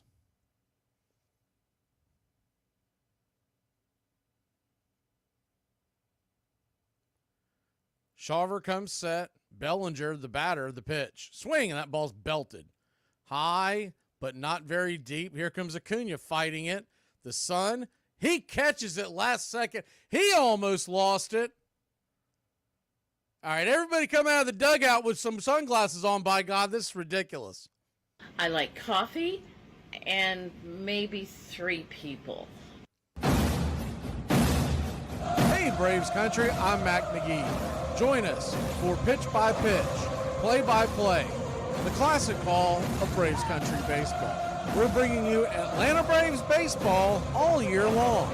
Jump into our pregame show, Braves Country Today, just before first pitch. Stick around for the postgame show, Braves Country Tonight, where we will open up the phone lines and react to your calls or your comments all year long. That's Braves Country Radio, pitch by pitch, play by play, your home for the classic call of Braves Country Baseball. Oh, yeah, I know Bill Brasky. Sure, he's the father of every one of my children. He's a son of a... To Bill Brasky! Bill Brasky! Yeah! I am not going to give up that easy. I'm going to make this way harder than it needs to be. From now on, No more easygoing, devil-may-care, everybody's best friend dad. I'm cracking down, and I'm cracking down hard. Starting right now, fun time is over. So where was I for fun time? His livelihood was taken away after the 1920 season, and with it, really, his life. He lived another 30 years, but not very happily. Joe Jackson played outlaw baseball in South Georgia for a time, then ran a liquor store in Greenville, South Carolina. Ty Cobb once came in for a fifth of bourbon. Jackson did not seem to recognize his old rival. Cobb finally asked, "Don't you know me, Joe?" "Sure, I know you, Ty," Jackson answered. "I just didn't think anyone I used to know up there wanted to recognize me again."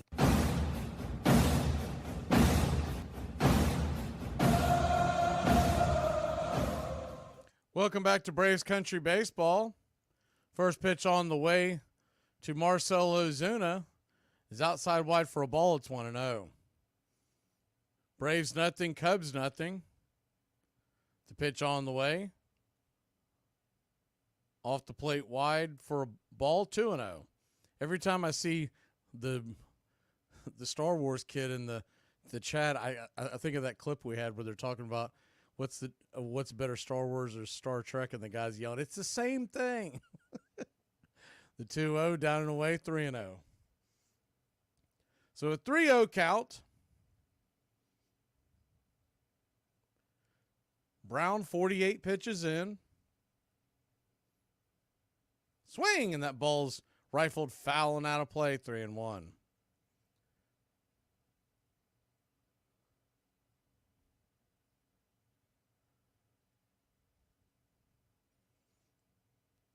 Wind blowing in just a bit from center field right now, the 3-1. High and out of the zone, ball 4.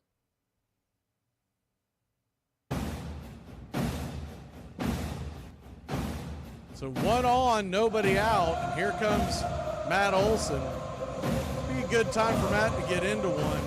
That wind, it's swirling. You check the pitch and you check the flags because it has been unbelievable.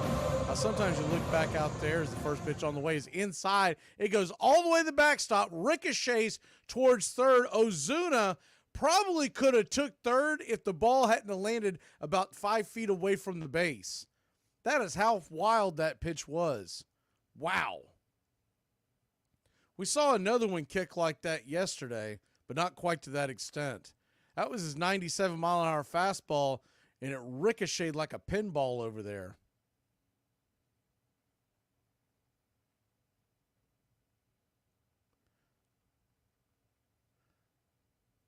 Righty, lefty, the pitch on the way, high and out of the zone, 2-0.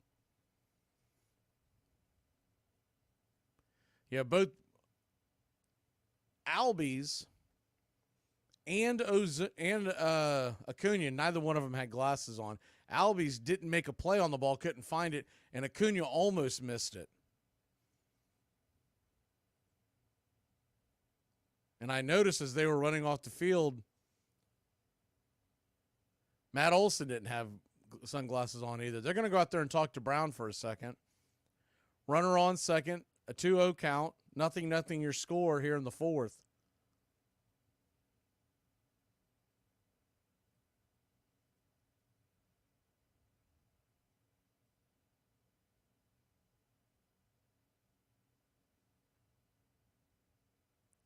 So they'll go back to their spots.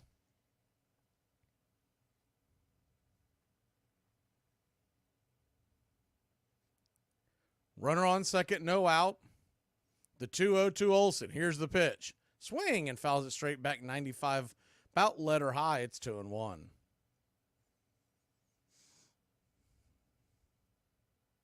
That comes down to the manager's honest intention. I mean, you got to go out there and tell the players, grab your sunglasses. It is a bright day here at Wrigley Field. The 2-1 pitch. Up top. Called for a strike, 2-2. So a 2-2 count.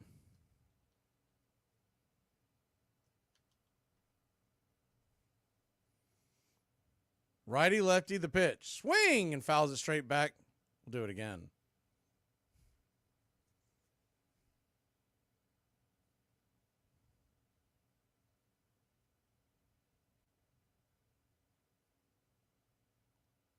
Ozuna getting a pretty good lead off a second.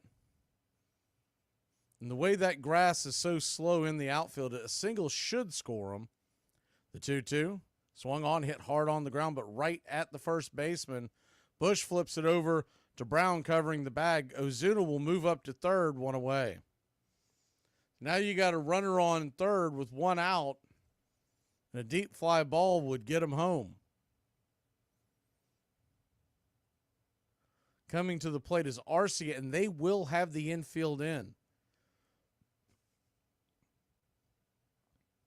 It's so strange. You never used to see this before in a game that's much higher scoring now. His first pitch on the way to Arcia is high out of the zone for a ball. It's 1-0. The 1-0.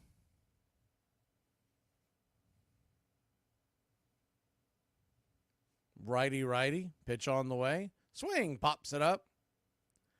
High towards the crowd. It'll bend into the crowd behind the hitting circle on the first base side, about 10 rows back, 1-1. Those of y'all heading to work, you need to get those little earbuds that look like hearing aids. They're lifesavers. So a 1-1 count.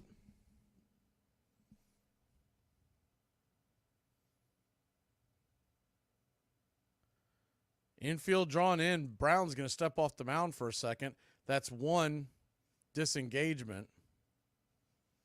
Not that he's likely to toss it over third many times with Ozuna. We keep talking about wanting to see someone steal home. Wouldn't that be something if it was Ozuna? Arcia digs in the pitch. Curveball top of the zone for a strike, 1-2. Orlando struck out his first time up. In danger of doing that now. I think Brown's trying to get him to hit that knuckle curve, pop up underneath it. The 1-2 pitch. Swing and a miss, strike 3. Got him on that knuckle curve. 2 away. So a bad job by Arcia at that at bat. You got to find a way to get Ozuna home. He was swinging for the downs coming. He was wide open on that one. 2 down. That'll bring Kelenic to the plate. Harris to the plate. Harris takes the first pitch inside for a strike. I guess that was a strike. It looked like it missed by an inch or two. It's 0-1. Kelenic stands on deck. Harris at the plate. Tromp is in the hole. Runner on third, 2 outs. The pitch. Swing and swats that fouling out of play. Harris is down to his last strike. You got to figure you're going to see that knuckle curve played into his game plan here. He's just got the 2 pitches. Second time through the lineup. Brown comes set. They set up outside. The pitch. Swung on, chop foul. Was the knuckle curve again. 0-2. Padres and Reds are now tied up at 4. That's in the 6th inning in Cincinnati.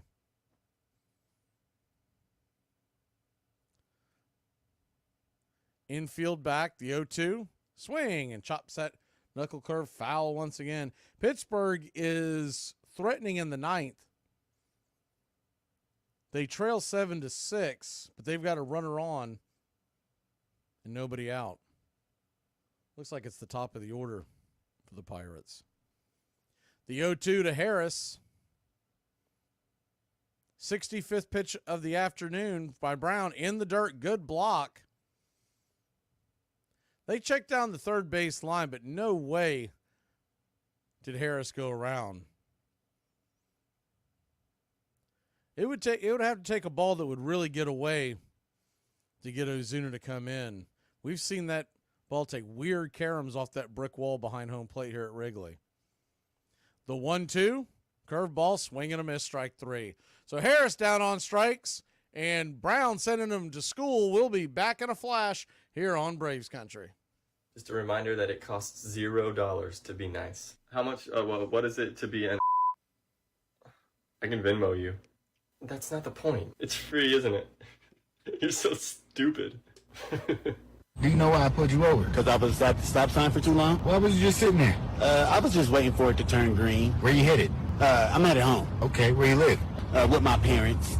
Okay, and where do your parents live? They live with me. Okay, so where's your house? It's next to my neighbor's house. Step out the car, please. I'm going to jail. This portion of the show is being brought to you by the best things in life, which are still free with minimum purchase at participating dealers. And what do we say when somebody says, hey, let's be friends? Ha! Okay, but just so you know, I'm freaking weird. I'm weird all day, every day, whether I like it or not. Okay, I wouldn't start with that.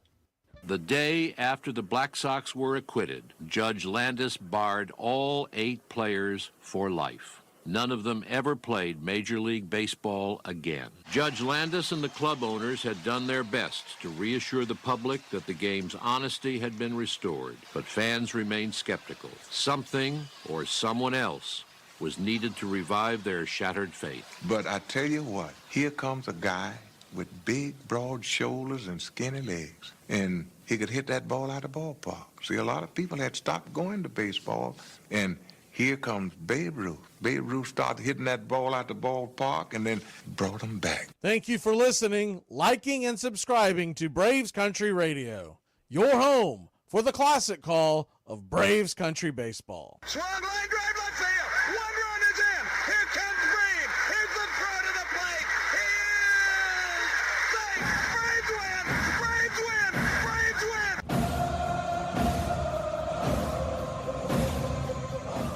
Welcome back to Braves Country Baseball. A.J. Smith-Shawver kicks and fires the 94-mile-an-hour four-seamer right by Chris Morel. A swing and a miss. To start the bottom of the fourth, it's 0-1. The 0-1 in the dirt, 1-1. So a 1-1 count.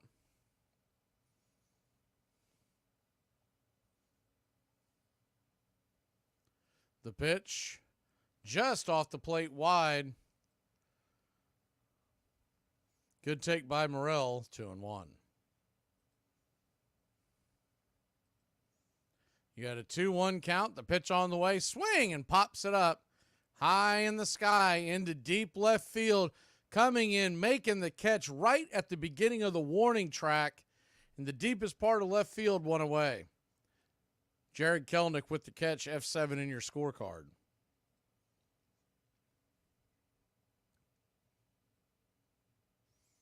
So 1 down. Looks like we're right at that one century mark. We're going to go ahead and take the sign down. Appreciate everybody who's hitting the like button. If you haven't done it so far, go ahead and smash that like button. The first pitch on the way to Ian Happ is a fastball, sawed off, foul and out of play. It's 0-1.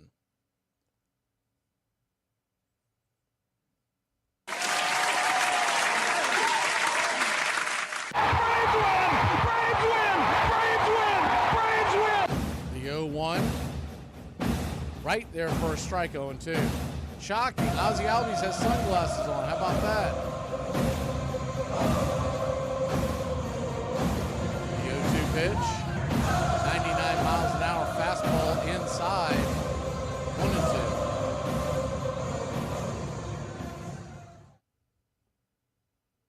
Almost wonder if he borrowed those from Harris. They look like some Michael Harris sunglasses. The 1-2 pitch. 97 outside wide, 2-2. So a 2-2 count. Giants hold on to beat Pittsburgh, not 7-6. Second time second time in as many days that the Pirates had a pretty good lead and the bullpen blew it. The 2-2 swing and fouls it straight back. We'll do it again.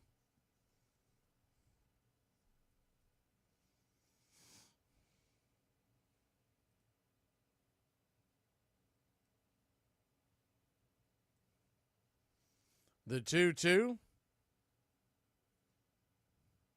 in the dirt, 3-2.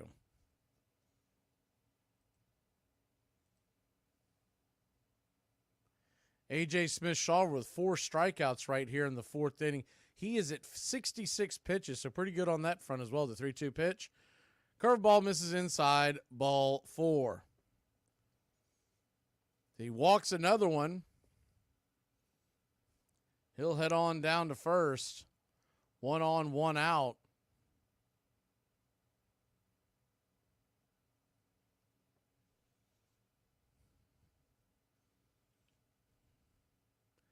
Shawver has allowed just 2 hits. 0-0 your score. The first pitch on the way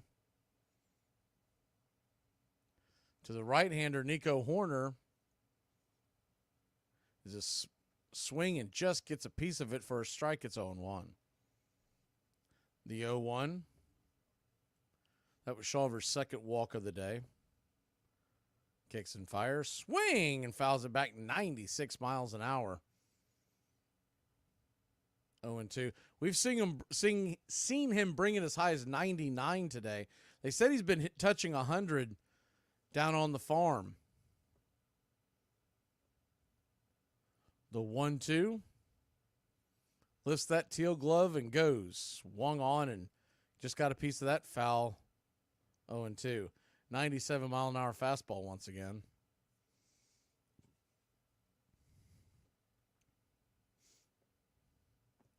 Braves nothing, Cubs nothing, bottom 4. The 0-2.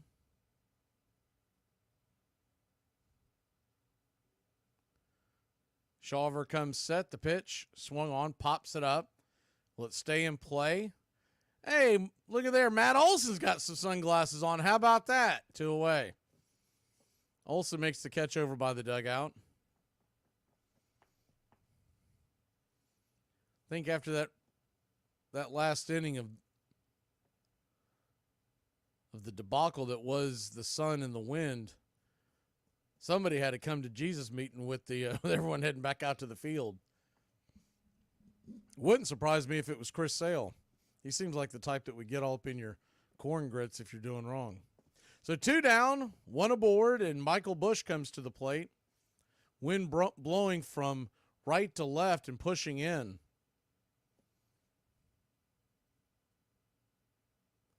First pitch on the way to Busch. He tries to drop a bunt. Well foul out of play. 95-mile-an-hour fastball. That's a hard pitch to bunt. 95er on the outer edge. You're going to have to be a magician to get that to stick. The 0-1. Looks like Acuna's got sunglasses on as well, in case those that were wondering. The 0-1 pitch. Change up outside, 1-1.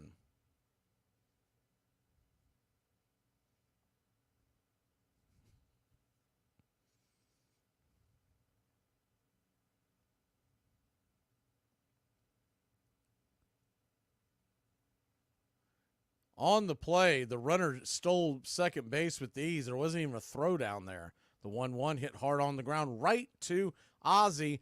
4-3 put out, and that'll end the inning. So, we are gone through 4. It's scoreless in Wrigley. We'll be back in a flash here on Braves Country.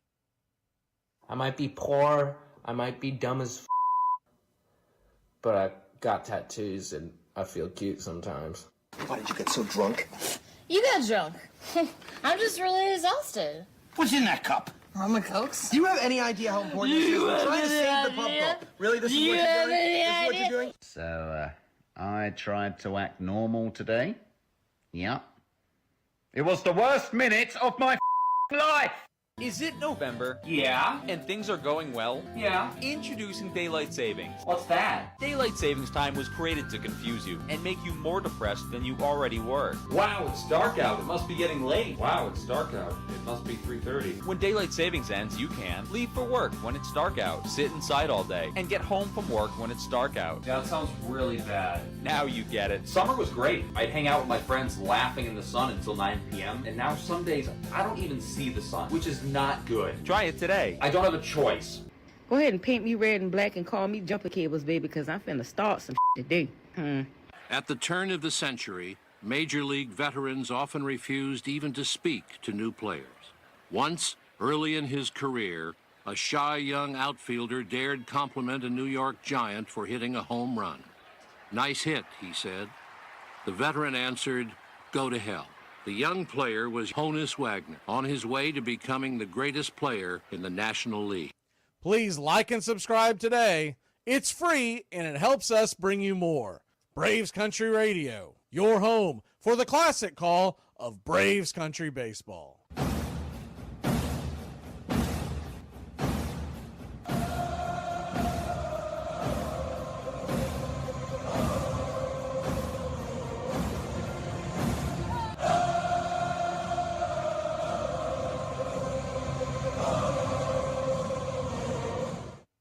Welcome back to Braves Country Baseball. Jared Kelenic leads us off. The kid stands in against Wisniewski, the right-hander. First pitch on the way is swung on and bounced back foul. It's 0-1. Wisniewski typically piggybacks Ben Brown's starts, so I don't believe there was an injury. He just normally doesn't go very deep. The 0-1. Outside wide, 1-1.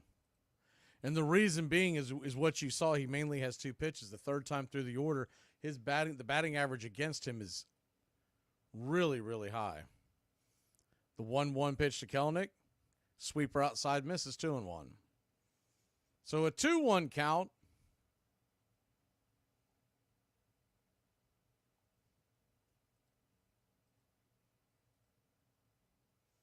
The pitch from Wisniewski misses high, ball 3.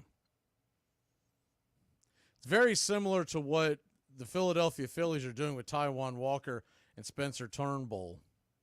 Turnbull was doing fantastic, but they've put him in the bullpen to piggyback the 3-1 swing, and that ball's lifted high and deep, going back on the track. Zip, boom, bam, it's gone. Ram-a-lam-a ding-dong, a solo shot, and the pink to clink clack. 401 happy feet, 109 miles an hour off the bat, and you're in Atlanta Braves 1, Chicago Cubs nada. He just launched that one.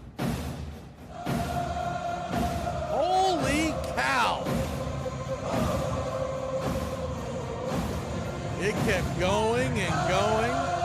It was high. It wasn't very far, but just enough. The first pitch on the way to Chadwick Tromp is hit over on the right-hand side, just past the first base dugout. It's 0-1.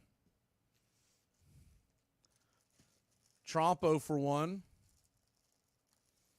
I saw an argument break out on Twitter about Chadwick Tromp that I never thought I would see in my life.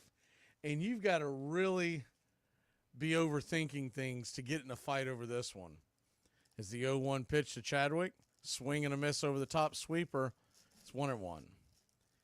I hadn't even noticed it, but there was a supporter of, well, not the 45th president of the United States. As the 0-2 pitch off the plate wide, 1-2.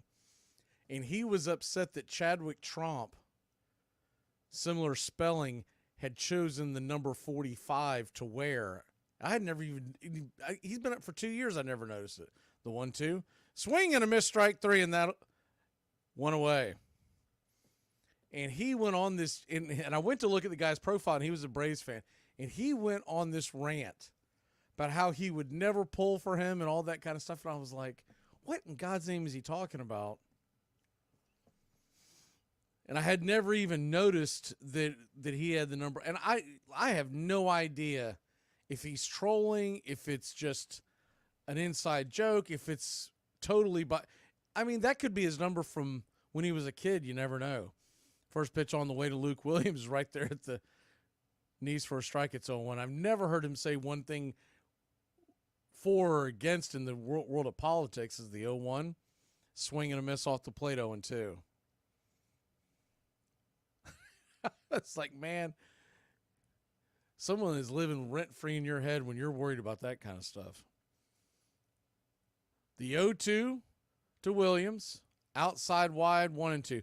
Luke Williams, his first time up, took the first pitch he saw and drilled it deep into center field, just missing a home run himself. The 1-2 in the dirt, 2-2. So a 2-2 count.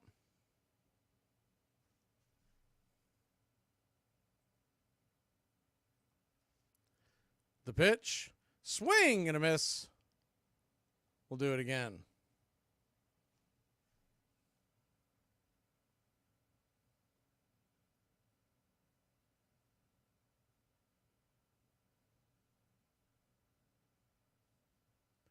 Braves 1, Cubs nothing, top of the 5th inning.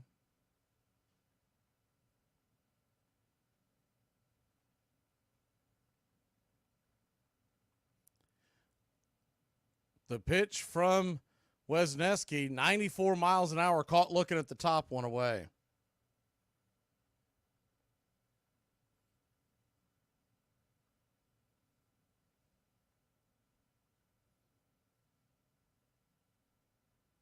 So 2 down.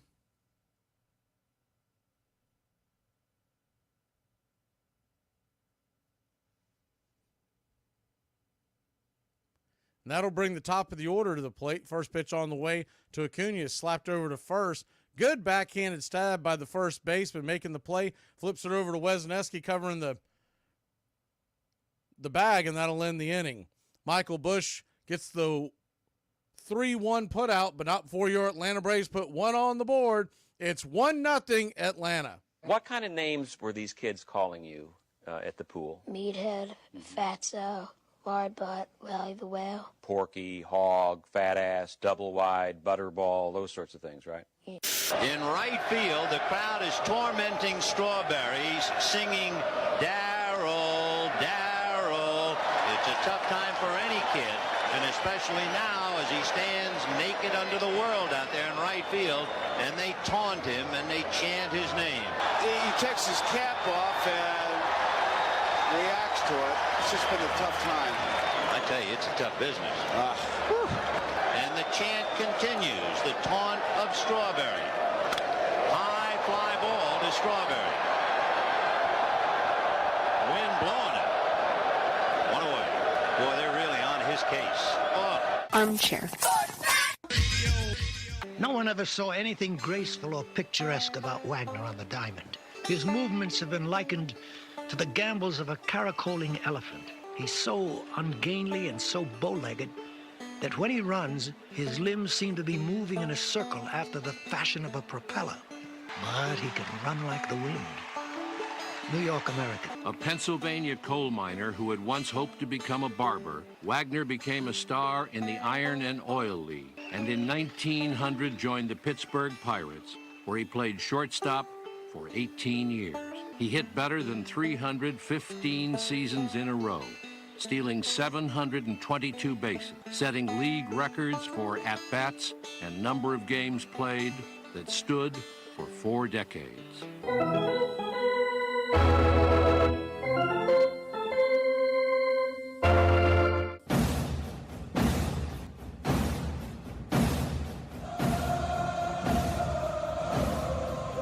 Welcome back to Braves Country Baseball. First pitch on the way to Dansby Swanson. Right there for a strike. It's 0-1. Swanson 0 for 1, lined out in the third. The 0-1. Curveball, top of the zone. 0-2. Swanson doesn't like it. Said something to home plate umpire Ryan Adderton, but it looked like it did touch the top of the zone.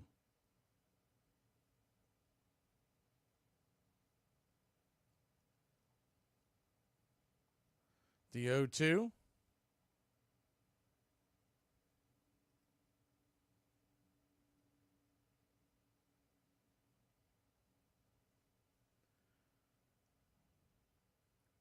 Shawver comes set. He's at his 77th pitch that he's about to throw the pitch.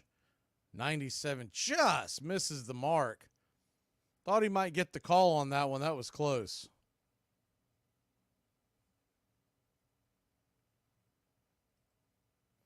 So a 1-2 count. Righty, righty, the pitch on the way. 98 misses high, 2-2.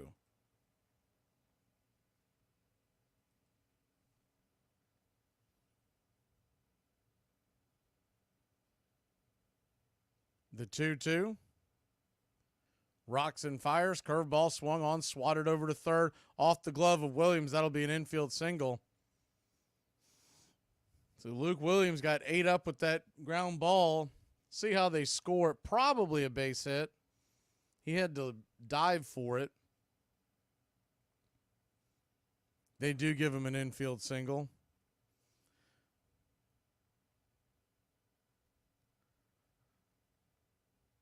Just off his glove. He had, with him diving for it and Swanson busting down the line, I don't know if he gets him anyways. First pitch on the way is right there at the knees. Four-seam fastball misses, 1-0. Braves 1, Cubs nothing, bottom of the 5th inning.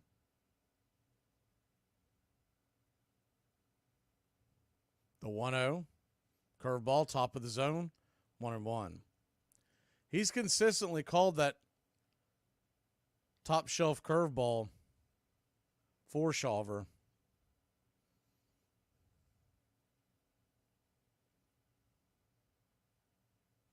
The 1-1, kicks and fires. Four seam nowhere near the zone, 1-1. Or 2-1, excuse me.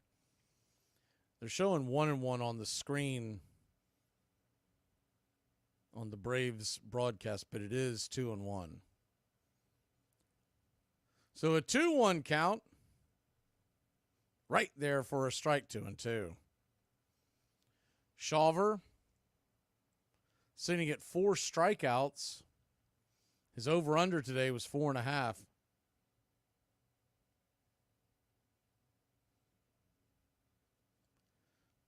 They set up outside the pitch, swung on, and that ball's belted down the left field line. Is it fair? It is fair. It's going to climb into the seats, bouncing over the track. Oh, they're going to say that was just foul? Looked fair. It was a bad view from the camera angle.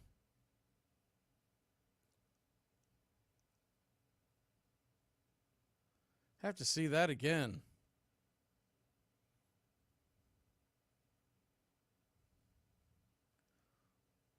Looking at it.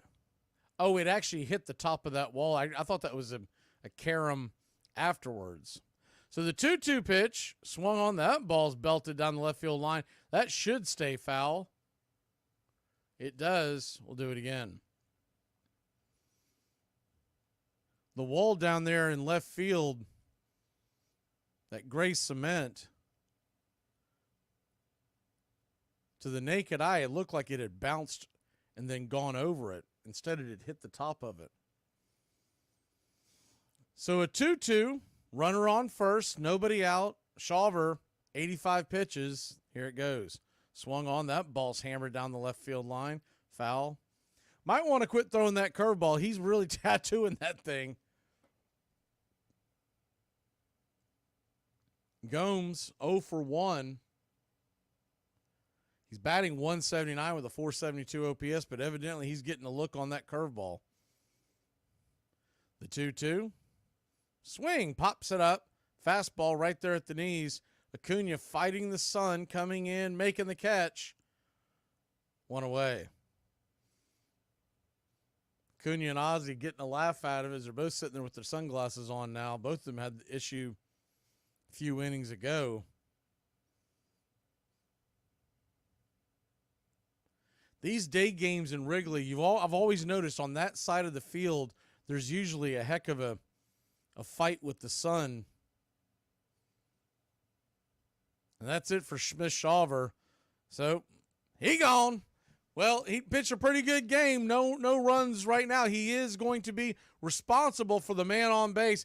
Did not get his strikeout mark, though. We'll be back in a flash. Shout out to my lungs for handling all the things my mental health can't.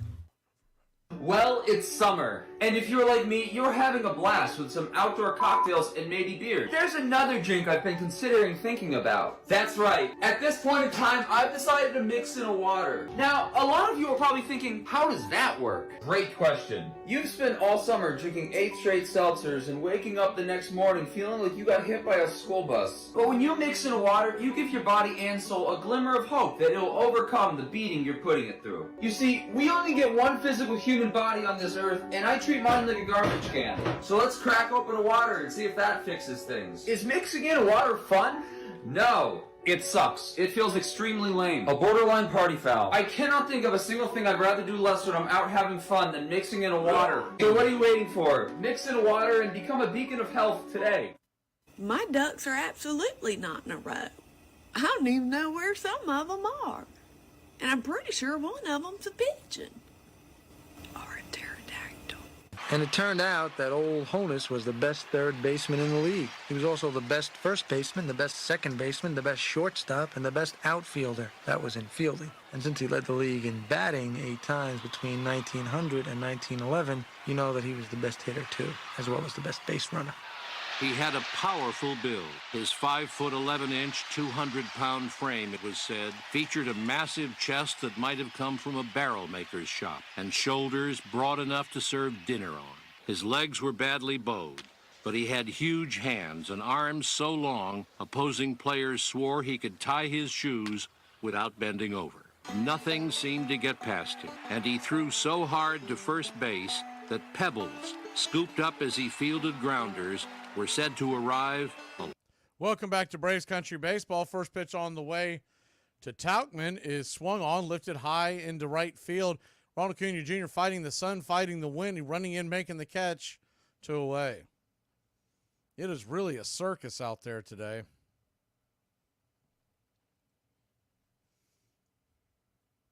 If I'm those fielders, I'm like, man, bring Bummer in with his ground ball specialty.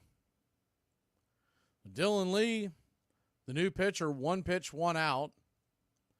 He goes back to work against Suzuki. Bellinger stands on deck. First pitch to Suzuki is a slider well outside wide. It's 1-0.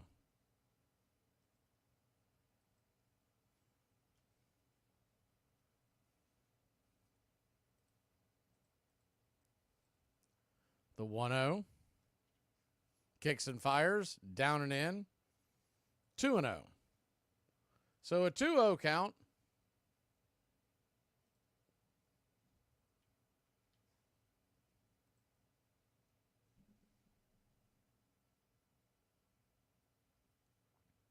Lee looks back the runner at first.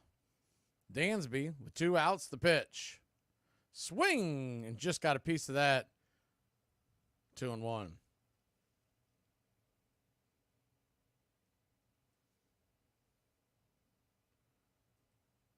Far as A.J. Smith-Shawver is concerned, 4 1/3 innings, 4 strikeouts, 2 walks, 3 hits. The big one, no earned runs, assuming Dansby does not cross the plate. The 2-1 pitch, right there at the knees, 4-seam fastball, 2-2.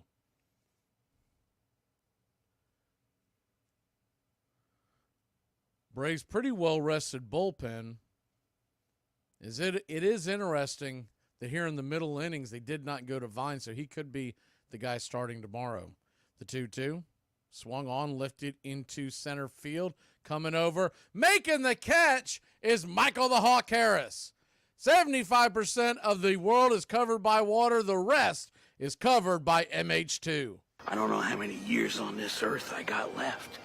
I'm gonna get real weird with it. This portion of the show is being brought to you by The Best Things in Life, which are still free with minimum purchase at participating dealers. Hey, Braves Country, I'm Mac Magee. Join us for Pitch by Pitch, Play by Play, the classic call of Braves Country Baseball. We're bringing you Atlanta Braves baseball all year long.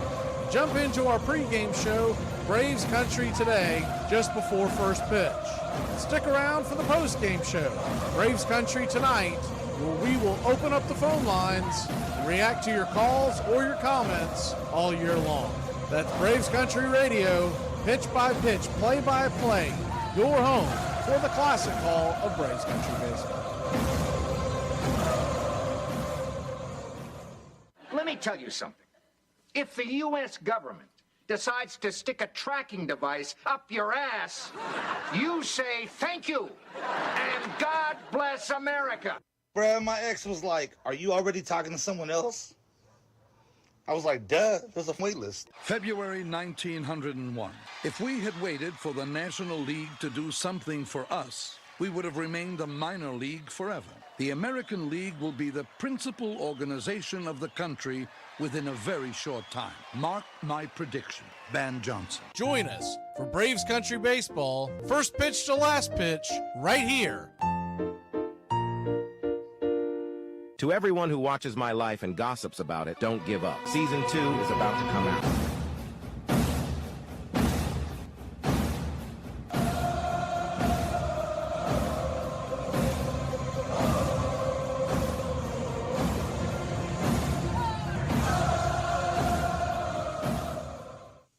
Welcome back to Braves Country Baseball.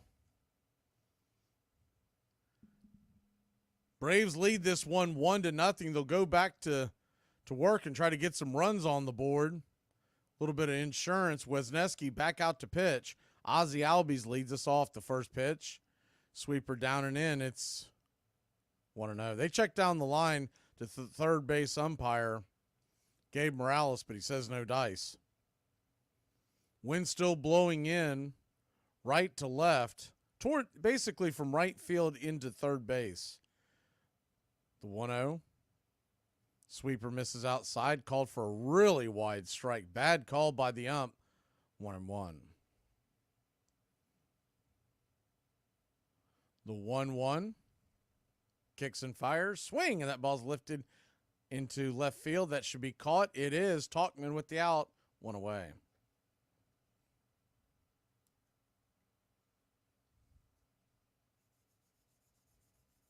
One down.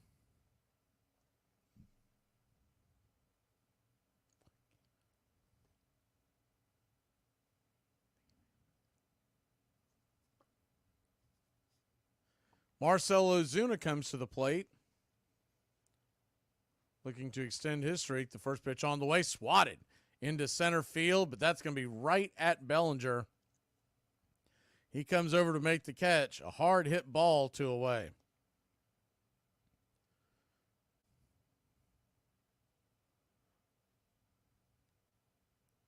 Two down, and think they're coming out there to get Wisniewski. Yep, they're going to make another pitching change. Here we go. Craig Counsell and his Brewer ball. We'll be back in a flash.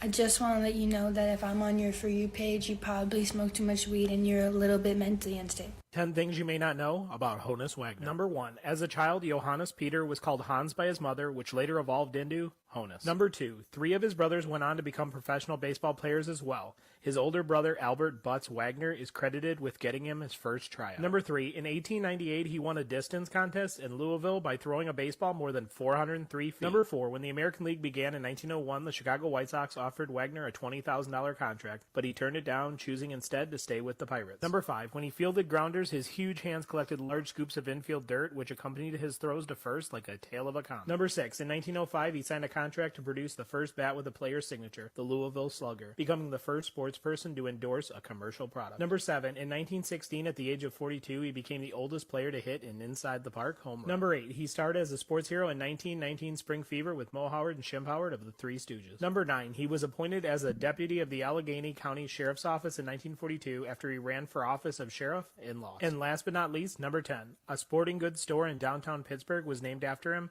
and operated for 93 years before closing permanently in 2011. Sometimes the grass looks greener because it's fake. That's how you light a fire under their butts. You get them going with some inspiration. Too much talking, too much talking, too much talking, too much talking, too much talking, too much talking. Hey, Torch. Hey, Lisa. You miss me?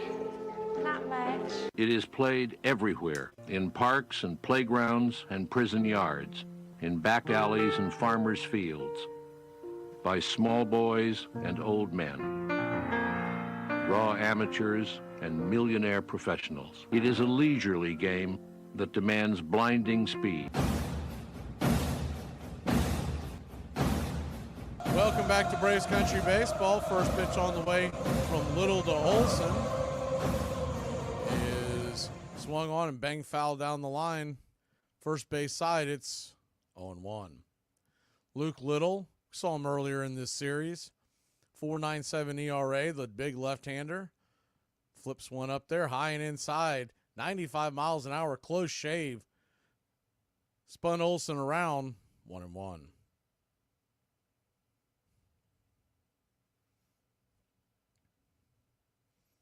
So 1-1.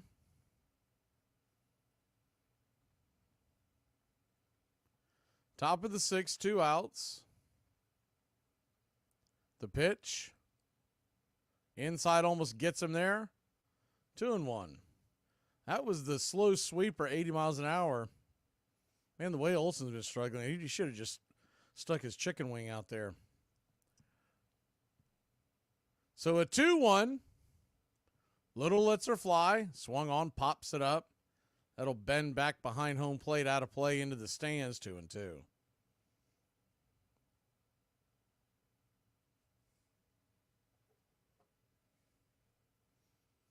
The 2-2. Infield is playing back, and a bit of a shift to the right side of the infield. The pitch, swing and a miss, strike 3.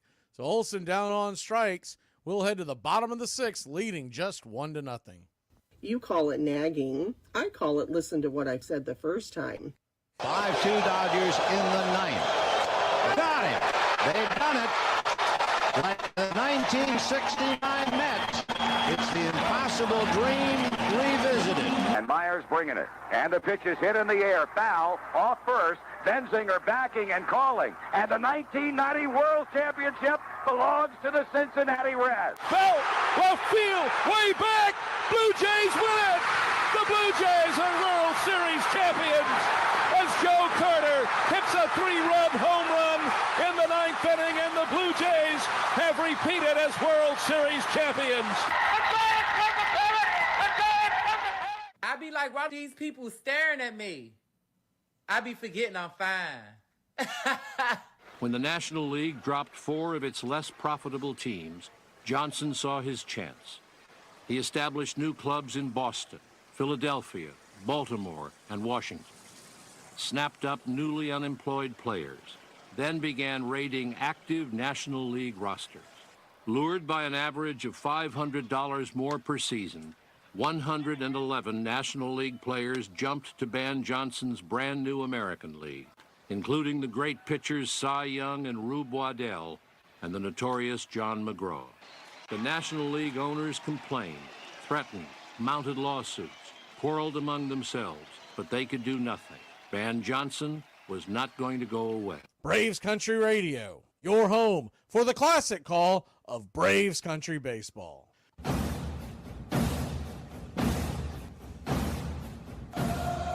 Welcome back to Braves Country Baseball. About that time to start turning back time. On this date, 1911, White Sox reliever Clark Griffith, the team's pitcher-manager, decides to walk Napoleon Lapahoy intentionally with the bases loaded. First pitch on the way from Lee to Bellinger is right there, first strike. It's 0-1. The strategy proves successful when the next 3 batters ground out to complete the 11-9 victory at Chicago Southside Park. The 0-1, swing and a miss off the plate. It's 0-2.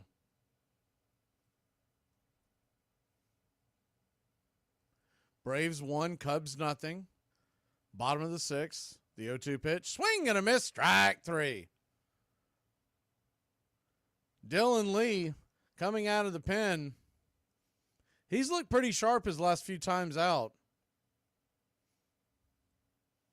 He looks like he did back in 22.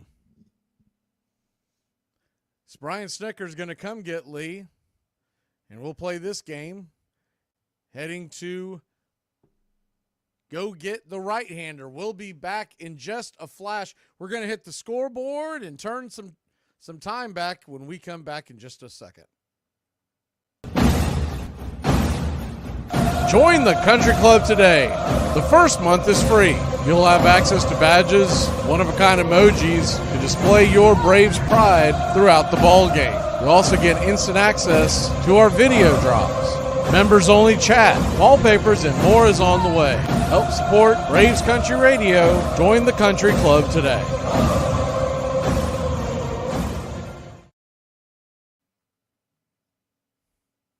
Welcome back to Braves Country Baseball here on Braves Country Radio. Please like and subscribe today.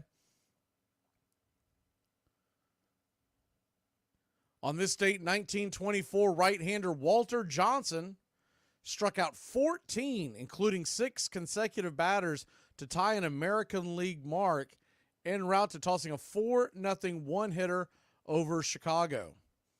Fourth inning single by Harry Hooper spoils the Big Train's bid for his second career no-hitter.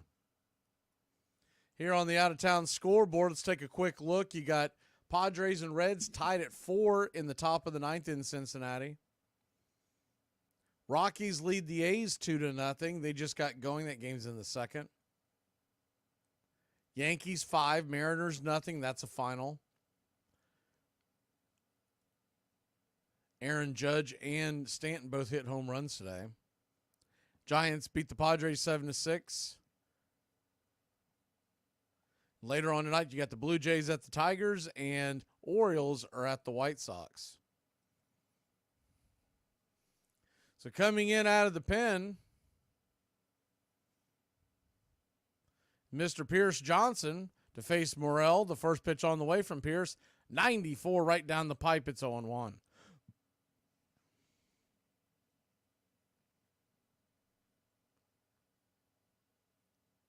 The 0-1. Kicks and fires. Swing and fouls it back. It's 0-2. 0-2 from Pierce.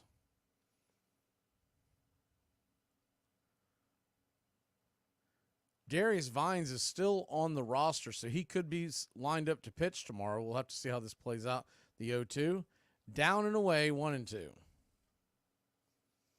They could send Shawver back and grab a reliever, have Vines start, or if they want to see Shawver another time through the lineup, they could send Vines down and grab someone else if that's their game plan. The 1-2, outside wide. I'm going to say that Bender missed. He's been calling that a strike all day long, 2-2. So a 2-2 count. Morel 0-for-2 with a line out and a fly out. The pitch from Johnson, swung on, pops it up high. Not quite deep enough, I don't believe. Coming over, making the catch is Kelenic. He ran into Harris. Harris is telling him he called him off. He may not have heard him. Thankfully, no one hurt, and the ball was caught, one away. That is the last thing we need is a couple of guys slamming into each other out there.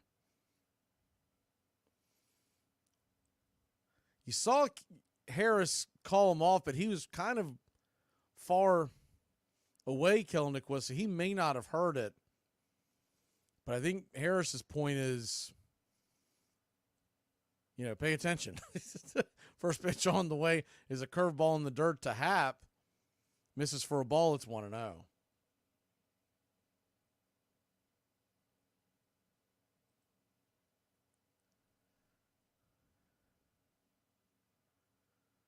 The 1-0. Righty lefty. Fastball misses high, 2-0. So a 2-0 count.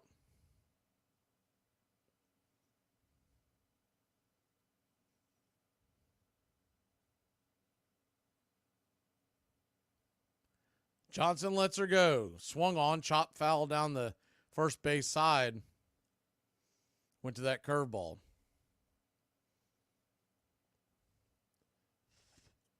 John says in the chat, Atlanta guy at the bar in Cleveland last year swearing to him that Freddie had to get out of town due to him cheating on his wife. What? The 2-1 pitch.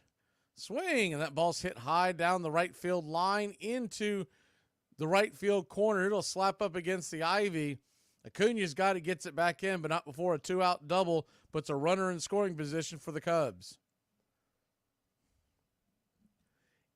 I don't believe in the day of social media you can hide just by moving towns if you got a scandal going on.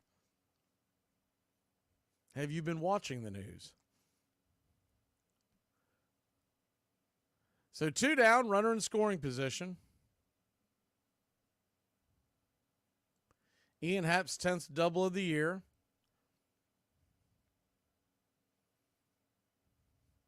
That'll bring Nico Horner to the plate. He's 0 for 2. The first pitch on the way is a curveball off the edge. Taken for a ball, it's 1-0.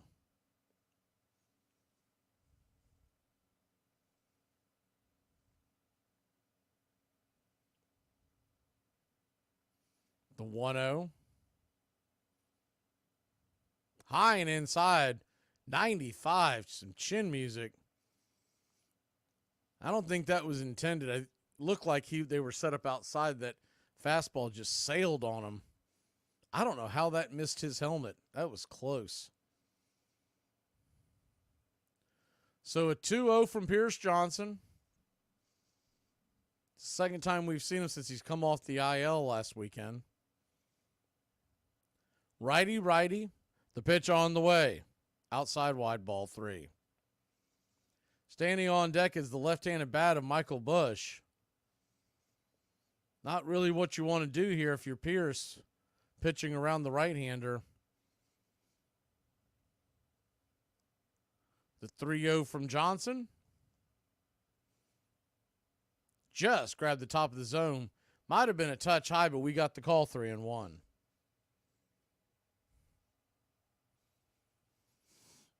So a 3-1 to Horner. Braves lead it just 1-0. Runner on second, 2 outs. The pitch. Swing and pops that back foul. Just bending over the first base dugout a few rows back. Full count. This would be a big out here for Pierce if he could come back and get this right-hander before Busch comes to the plate. Busch is on deck. Dansby Swanson in the hole. They set up outside. The payoff pitch from Pierce Johnson. Here it comes. Swing. And that ball's fouled back again. Curveball once again. We'll do it again. Full count. Phillies lead the Rangers 5-2 in the top of the 9th. Man, Texas is going to fall, 3-4 games below 500? Not quite the team they were last year. Time is called by Nico Horner. So he'll take his time out.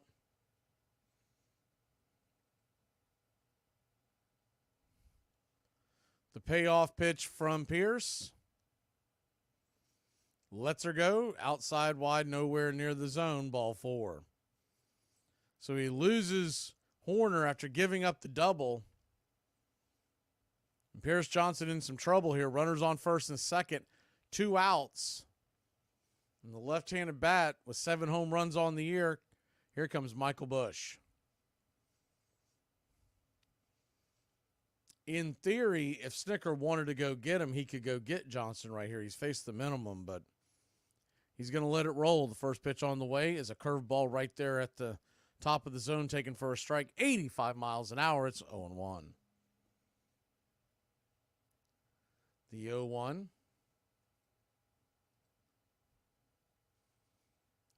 Johnson turns around and spins towards second. Keep the runner close by. There's 2 outs. Anything that gets down should probably score. The 0-1 pitch. Swing and a miss. Curveball down below the knees. 0-2. So an 0-2 count.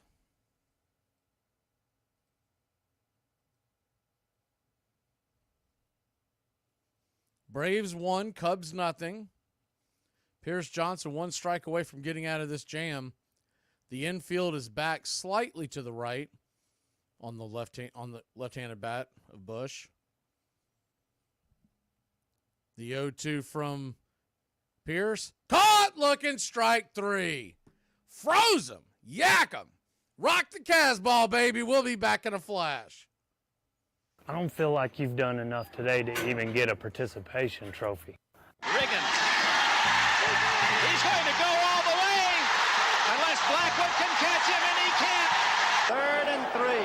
We'll see a pickup sometime on the right side, possibly. Montana looking, throwing in the end zone. Caught it! Dwight Clark! Only 12 seconds left to play third quarter. Here's Marcus Allen cutting back upfield, and Marcus Allen could be gone.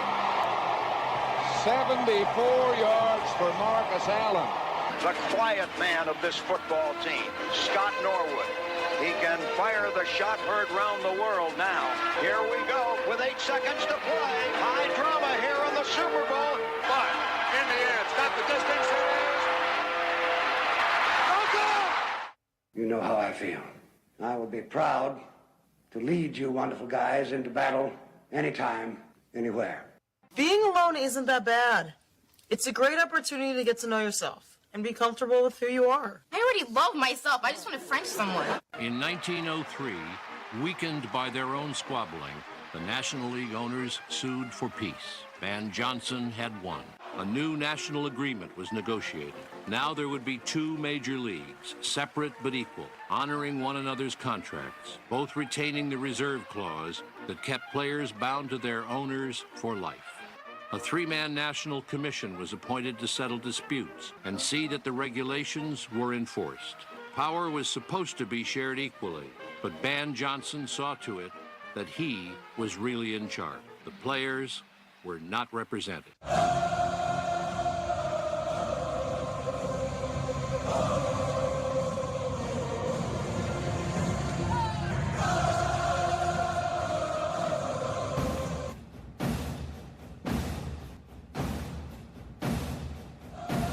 Welcome back, Braves country. First pitch on the way to Orlando Arcia. Swung on and popped up. Weak fly ball into center field. 1 down, 1 pitch, 1 out. That'll bring Michael Harris II to the plate. Harris batting .253 with a .673 OPS. The first pitch, 95-mile-an-hour fastball up top. It's 0-1. Harris is 0 for 2 with a pop-out, a strikeout. The pitch, swing and a miss, sweeper off the edge. It's 0-2.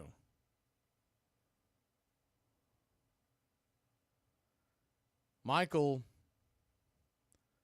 5 home runs on the year, 17 RBI. That wind is still really whipping in. Right to left, the 0-2 pitch, outside wide, sweeper misses, 1-2.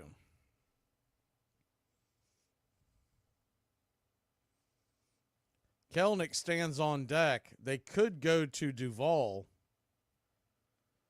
The 1-2 pitch, swing and a miss, strike 3. 2 away. Kelenic also is responsible for the only run, a solo shot. His last time up.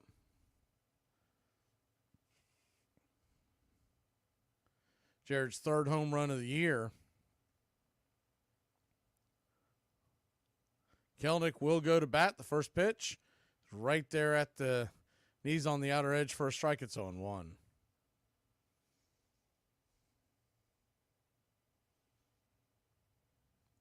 The 0-1. Kicks and fires. Outside wide. 1-1. Philly held on. They beat Texas 5-2. Won their 352nd game in a row. The 1-1. Sweeper misses. 2-1. So a 2-1 count.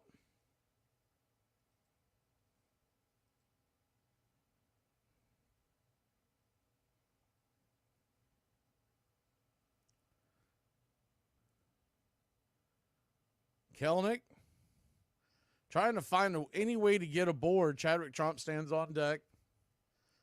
The 2-1 to JK. Sweeper misses high. 3-1. Really strange. He has given that high strike first part of the game. Since about the 6th inning, he has not. The 3-1 pitch, swing, and that ball's hit hard on the ground, but right at the second baseman, Nico Horner. Horner to Bush, and that'll end the inning. Get up and stretch, Braves country. We're clinging to a 1-run lead. All right, I can't see you. Let me hear you. A one, a two, a three. We are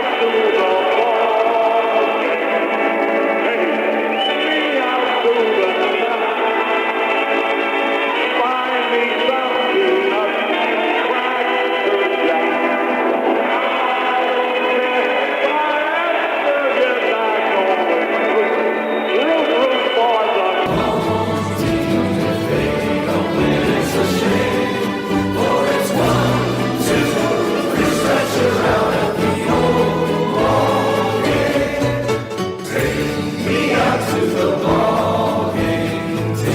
We are to the top. Find me something up and crack the jack.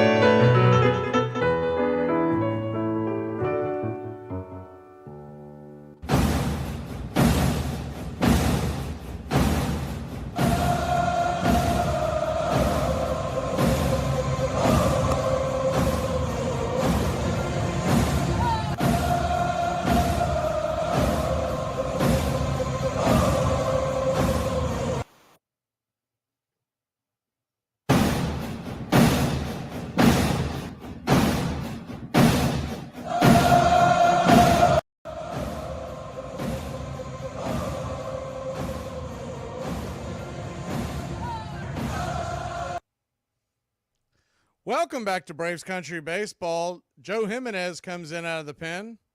Face Dansby Swanson. The first pitch on the way is a slider that misses way outside wide. It's 1-0. The 1-0. Righty. Jimenez kicks and fires. Fastball right there at the knees, 1-1. Yeah, I see the comment from John talking about pinch hitting. Not pinch hitting Kelnick. Yeah, you don't win anything right there if you do pinch hit for him, because as the 1-1 is off the plate wide, fastball 2-1. Little had faced the minimum so they could go get a right-hander. And Kelnick's defense has been superb, and with a 1-run lead, you might as well leave him in. The 2-1, outside wide, 3-1. So a 3-1 count. You could also, he could be holding Duvall to pinch hit for either Trump or Cool Hand Luke, who are due up next inning. The 3-1, right there at the knees, 94, painting the black. It's 3-2. I think we'll see Duvall pinching for one of those guys, and then you might see a double switch or whatever, but on the bench, you still have that you can play. You still have Travis Darnode, and you've got Zach Short. Riley obviously is not an option. This is injury. The 3-2 pitch. Swing, and that ball's hit on the ground, but right at Williams. Cool Hand Luke fires it over to first. It's a wide throw, but Matt Olson applies the tag. Icehouse slaps Dansby on the chest. 1 away. Not a great throw by Williams, but a good play. You do wonder, and maybe that's the game plan, that they're going to pinch hit Duvall for Williams and then put Short in defensively, but it seems like you'd put Short in defensively for Luke Williams late in the game here, clinging to a 1-run lead. First pitch on the way from Jimenez to Gomes, misses outside for a ball. It's 1-0. Gomes 0 for 2. The 1-0 right there at the knees. Called for low for a strike. Looked like it hit. In fact, it did hit if you're going by the pitch track. 2-0. Gome 0 for 2. He's got a 176 batting average, but he belted a couple of balls down the left field line his last time up on off speeds.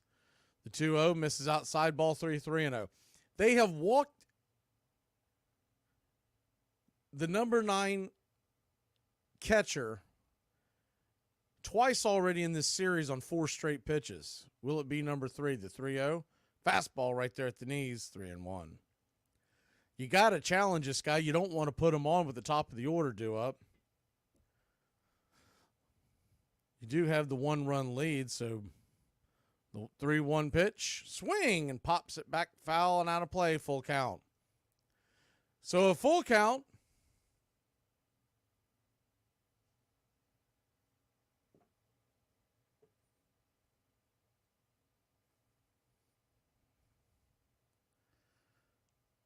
The payoff pitch from Jimenez comes set, lets her go. Swung on, fouled straight back. We'll do it again.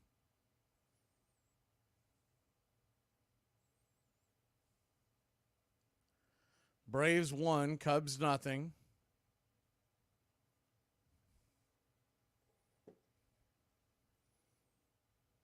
The 3-2 pitch, swing, and fist that foul down the line. So Jimenez and Gomes, quite a battle here. Another full count.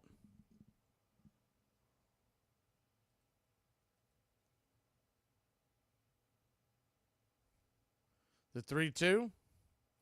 Swung on and pops that foul over towards the first base dugout.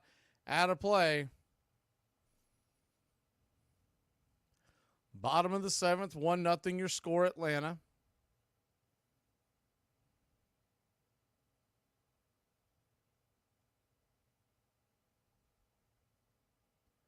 The payoff pitch. Swung on, chopped over to third. Williams has it. Flips it over to first. And cool hand Luke, 5-3, 2 down.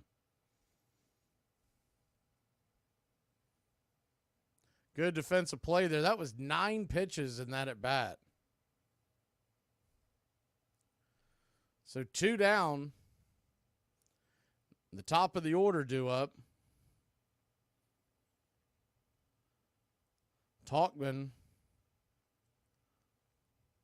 the left-hander, coming to the plate.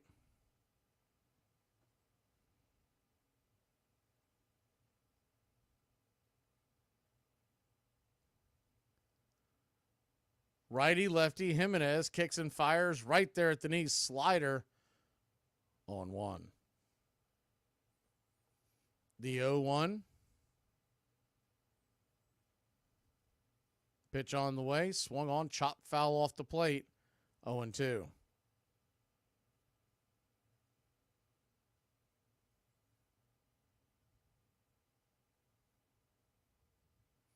So an 0-2 count.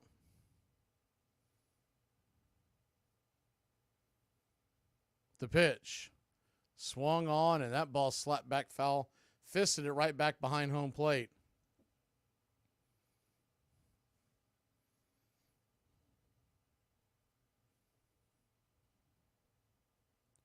Braves lead it 1-0, an 0-2 count from Jimenez, 19th of the day. The pitch, that one's fouled back, 94-mile-an-hour fastball. We'll do it again.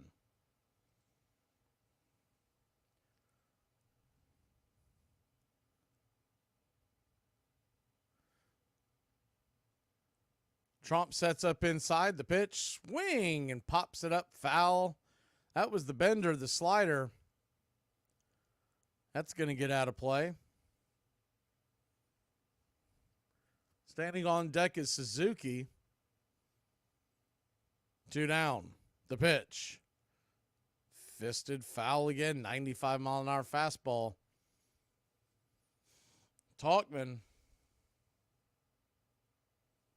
about to see a 7th pitch of the at-bat.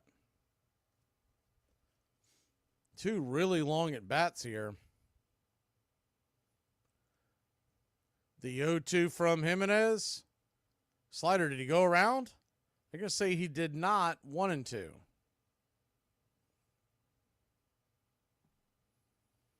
That slider went down and in. Talkman offered at it a bit, but it did look like he held up. The 1-2 pitch, Swung on, lifted over towards left field, drifting back, making the catch is the kid. Number 24 with his red glove. We head to the top of the 8th, leading 1-0. Who is Duffy? Duffy is my muse, and he also runs the cult that I'm in. Dad, how'd I do in my baseball game? You did okay. Just okay? Well, you seem a little scared of the ball. Yes, I am, huh? I'm very scared of the ball. Yeah, I see that. At one point, I actually tried to hide the ball. Yeah, but they caught you. Yeah, they were like, you gotta throw that back to us. So I had to give it to them. Yeah, I saw that. I'm just so scared it's gonna hit me. You can't be scared of the ball. Is that why you don't swing the bat? Wait, what? Is that why you don't swing the bat? I'm supposed to swing the bat? Yeah, why do you think they're throwing the ball? I didn't know why. What do you mean? I thought he just didn't like me. No, you're supposed to swing at the ball. Okay, well, next time I'll swing. I got on base, though. Yeah, by a walk, I guess. No, I ran as fast as I could. No, I'm saying you were walked by. No, Eddie's mom has it on video. I ran to the base. You can even. You got 4 balls. Right, that's when I got walked. I remember about that. And later you had a chance to steal second. Why didn't you? Steal second base? Yeah, why didn't you steal second? Like just take it so they can't stand on it? No, I'm saying steal second base. Like you can't just take the base because then they'll have to say the game's over. Never mind. You had a great game. Really? Because everyone's saying I'm the reason we lost. Oh, because when the guy hit the ball and I grabbed the ball and I put it in my pants. Yeah, why did you do that? 3 guys scored. I was trying to do a trick I saw on America's Got Talent. I was going to make the ball. You know, maybe you shouldn't play baseball. Yeah, I might quit. Really? Do you think your coach would get mad? No, not at all. No, you don't think? No, he actually suggested it. You play to win the game. The idea of going to the ballpark, say in 1900, was that the urban masses would get a taste of country pastoral air, that they would breathe in, that their lungs would expand by cheering. Baseball grew in the cities. It is an outgrowth of gambling, it's an outgrowth of crookedness, it's an outgrowth of drinking, it's a roistering, boisterous event. It is as wild as the Wild West. Welcome back to Braves Country Baseball. One last turn back time on this date in 1998. 26 years ago today. David Wells extends his American League record consecutive out streaks to 38 when Boston leadoff hitter Darren Lewis grounds out to begin the game. The Yankee southpaw, who had authored a perfect game his last time out as the first pitch to Tromp, is right there on the edge for a strike. It's 0-1. Kyle Hendricks is in out of the bullpen. The 0-1. Swing and chops it foul down the in between home and third. It's 0-2. The Yankee southpaw, who had thrown a perfect game his last time out, also retired the final 10 Kansas City batters he faced in the start before his perfect game.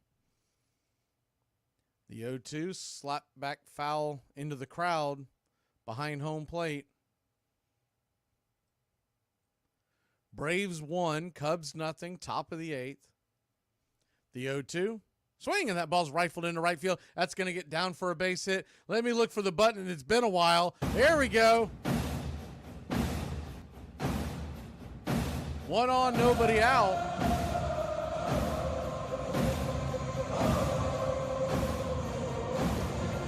Adam Duvall's coming to the plate. This was like a playoff type game. You could, in theory, pinch run Chadwick Tromp. Was short, but I don't think they're going to do that. Typically, don't pull your catcher in a regular season game. First pitch on the way to Duvall is up high for a ball. It's 1-0. I do see the Braves and other teams do it if they go to extra innings. The 1-0.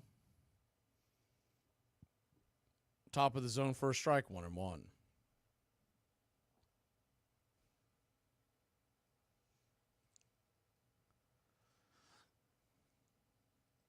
You got a 1-1 count.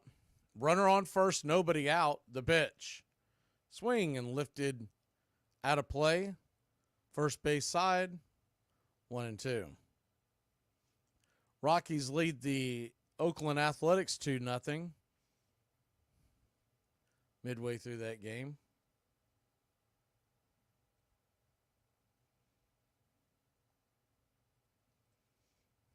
The 1-2. Outside wide, 2-2. Missed it with the sinker. Phillies have now won 6 in a row, 9 of their last 10. 37-14 on the campaign. The 2-2 pitch. Swing and chopped it foul back behind home plate. We'll do it again. Reminds me of the year we were having last year. The difference was we were actually doing against pretty tough competition, but nonetheless, they are winning their games.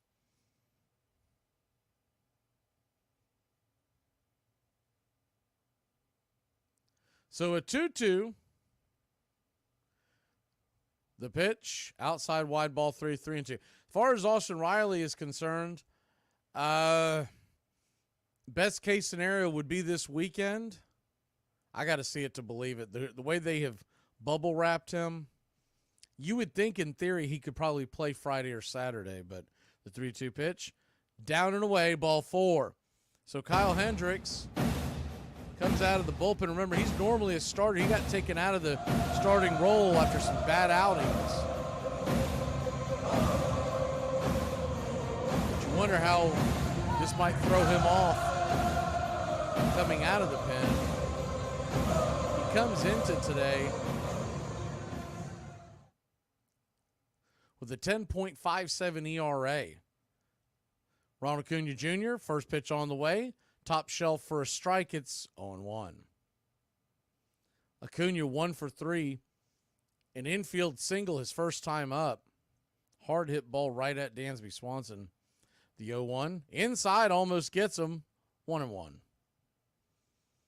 So a 1-1 count.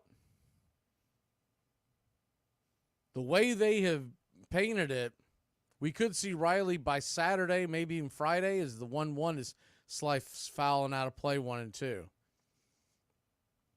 And Sean Murphy in a perfect world by about Monday. Remember, Murphy did not make the trip. He's in Gwinnett. They're at home against the Jacksonville Jumbo Shrimp. And the 1-2 pitch, down below the knees, good take by Acuna, 2-2. And they would probably wait for the Braves to come back home on Monday, which is a day game against Washington, to bring Murphy back. So a 2-2 count, outside wide, ball 3, 3-2. If Riley isn't back by this weekend, though, I mean, you'd think at some point you're just going to put him on the IL. Then you could always slide Murphy onto the roster and keep 3 catchers for a few days while they get their feet under them. The 3-2 pitch, swing and a miss, strike 3. Kyle Hendricks nowadays doesn't strike out many, but he struck out Acuna, 1 away. Kyle Hendricks, just his 25th strikeout of the year.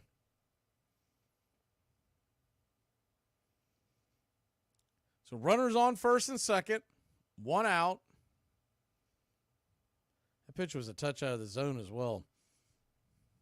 First pitch on the way to Ozzie Albies. That ball is scalded down the right field line. That's going to get down where the green grass grows. Here comes one runner around to make it 2-0. Chadwick Trump scores. Ozzie Albies stands on first. We've got runners on the corners and 1 out. Good piece of hitting by Ozzie.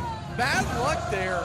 When it got past the first base line, it hit that corner in right field that jets out a little bit.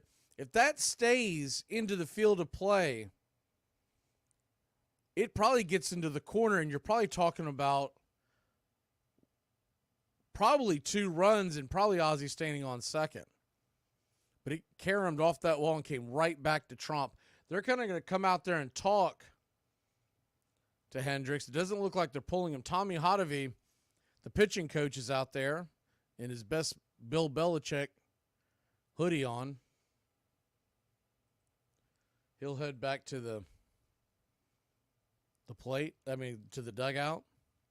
I've noticed recently they just started doing this when the coaches decide to wear all the other gear out there to the mound.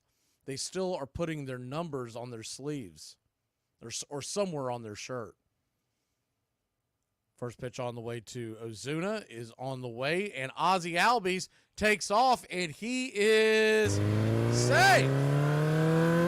Ozzie Albies took off. It wasn't a great jump, but man, did he accelerate into that steal. We've got runners on second and third, and one out, and the infield is now going to have to be drawn in.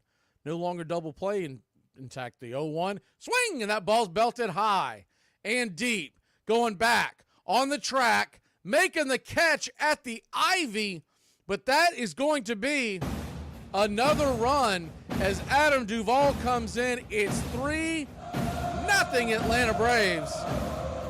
Ozuna missed his 16th home run of the year by, we'll say, maybe 3 feet? If that's 2 to 3 feet longer, it gets into that little basket that hangs over the ivy. Man, oh man alive. Matt Olson comes to the plate. First pitch to Matt Olson is right there at the knees. Changeup. 0-1. Matt Olson.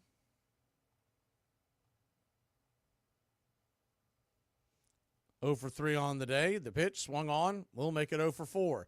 Easy ground ball over to Horner. He flips it over to first, and that'll end the inning. But not for your Atlanta Braves. Put 2 on the board from insurance. We'll be back in a flash. Bottom of the 8th we go. Hey, I know y'all heard of fear of missing out, but I think I have the exact opposite. I call it fear of being included. Oh, I could never take that long to do my makeup. I just do my makeup in 10 minutes and I go. I know, Karen. I know. I can tell. So, Dad, you've been married for a while. What are the secrets? You need to learn to read the signs. The signs? Yeah. Women have 5 deadly terms they use. Deadly terms. Number 1, fine. It's not fine. She's basically just ending the argument. She thinks she's won, and you might as well move on from that. Okay. Number 2, nothing. That definitely means something. No one knows what it is, but just be afraid. All right. Number 3, go ahead. Yeah, don't do that. She's not giving you permission. She's basically daring you to do it. Don't do it. Number 4, whatever. That's basically a woman's way of saying screw you. Number 5, that's okay. Yeah, it's not okay. And if you do it, you're going to pay later. So, okay. You know what I mean? I'll keep those in mind then. So. Hey, wait a minute. A bonus word. Wow. That's not a compliment like I first thought. That's actually her way of saying she didn't realize that someone could be so stupid. Just outside the old Huntington Avenue ballpark, home of the Boston Pilgrims of the New American League, stood the Third Base Saloon, so called because it was the fans' last stop on the way home. Its owner was the bartender, Mike Magee, known as Nuff Said, because he was the final arbiter of all barroom disputes. His customers, Irish immigrants mostly, called themselves the Royal Rooters and considered themselves the most loyal of all Boston fans, though their loyalty was actually comparatively new. They had been National League fans until the National Leaguers raised ticket prices 2 years earlier.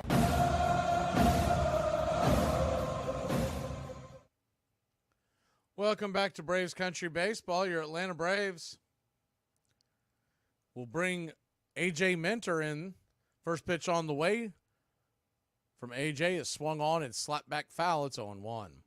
Minter will face Suzuki, the right-hander, Bellinger, the left-hander, and Morrell, the right-hander. The 0-1.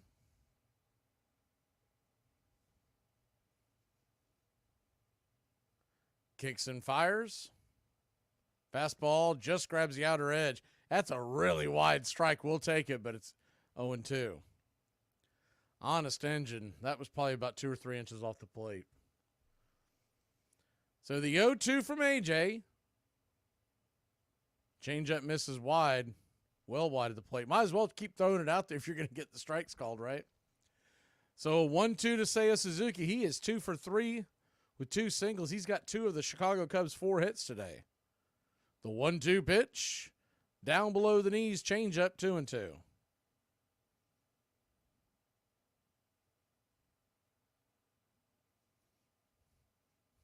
So a 2-2 count.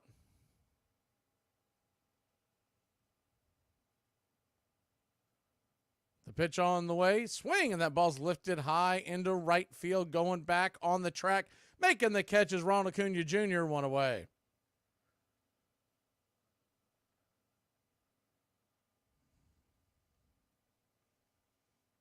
One down.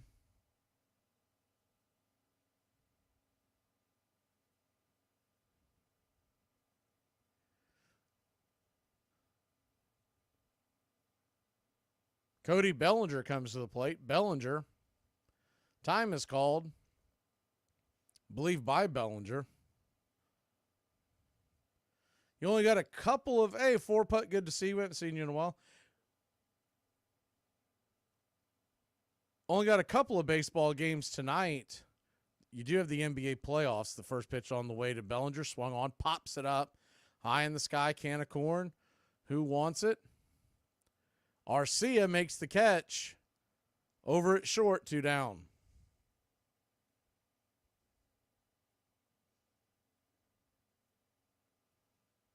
So 2 down. I'm anxious to see what they do. They're going to announce something at the end of this game today about what the Braves are going to do for Friday. We do not have a starter for Friday unless it's Vines. First pitch on the way to Minter is off the plate wide for ball. It's 1-0. Remember, whoever pitches tomorrow doesn't necessarily have to stay up, or Shawver doesn't have to stay up.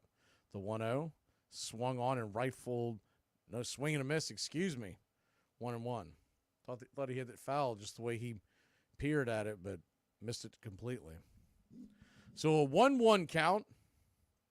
You would think Shawver would get to stay, but is the 1-1 foul back out of play? It's 1-2. They are trying to limit his innings, so take that with a grain of salt. And because of Elder going down from Sunday's start is the 1-2 pitch. Swing and a miss, strike 3. A.J. Minter does what he does best. Pitch the 8th inning cleanly. We'll be back in a flash. Hey, Dad. Hey, what's going on? I'm really down. Why is that? About the doctor's diagnosis? Yeah, 6 months left. I mean, it's not much. Yeah, I know. Hey, I know. Get married. Why? I mean, does that make me live longer? No, but it'll make it seem like forever.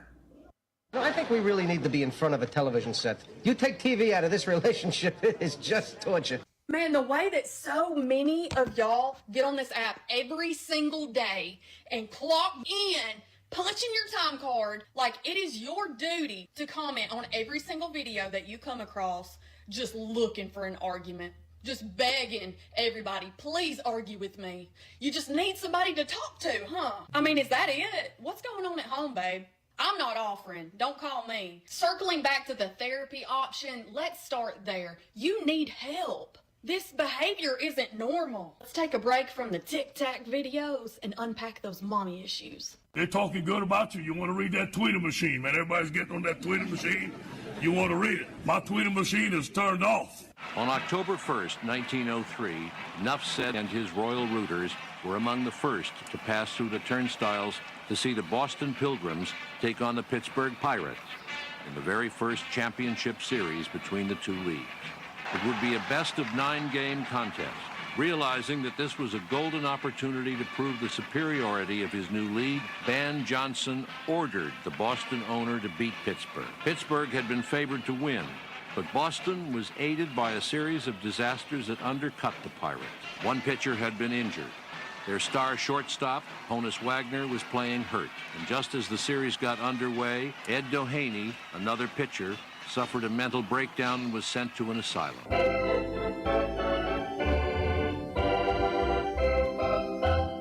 Really is amazing that A.J. Minter, his ERA is the first pitch on the way to Orlando Arcia, swung on, and that ball is smoked into left field. That's a worm burner for a leadoff base hit. Orlando Arcia is on the board.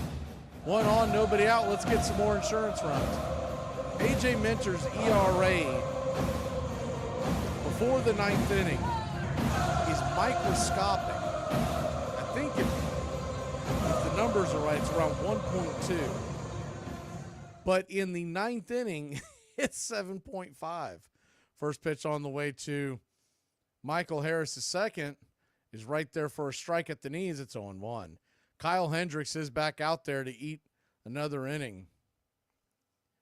Cubs are playing their arch rival Cardinals this weekend, so they're saving the rest of their bullpen. The 0-1, outside wide, 1-1.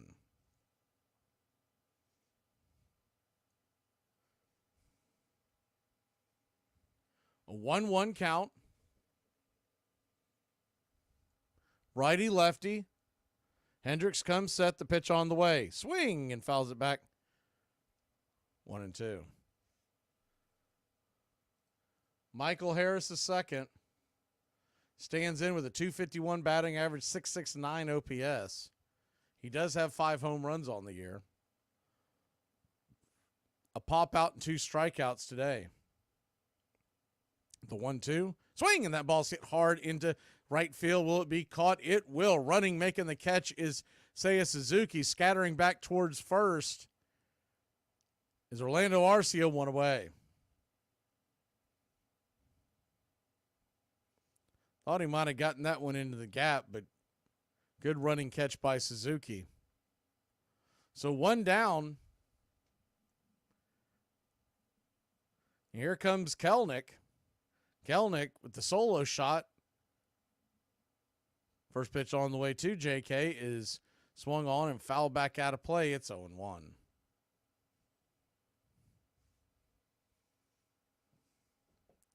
The 0-1.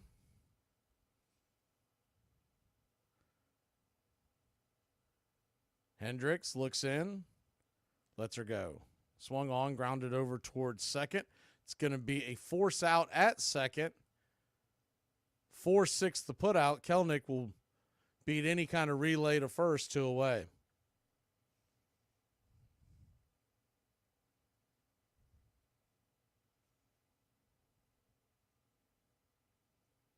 So 2 down.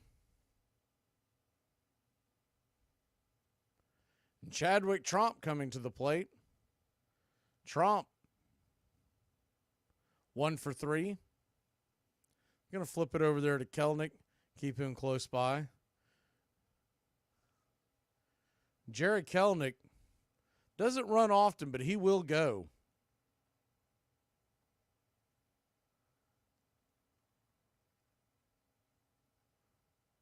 First pitch on the way is swung on and fouled straight back. It's 0-1. Kelenic has not stolen a base this year. 13 last year. He has 24 in his career in 289 games played. He's got good speed, just not necessarily a great base stealer at this point in his career. The 0-1, swing and a miss. Change up outside wide, 0-2. So an 0-2 count.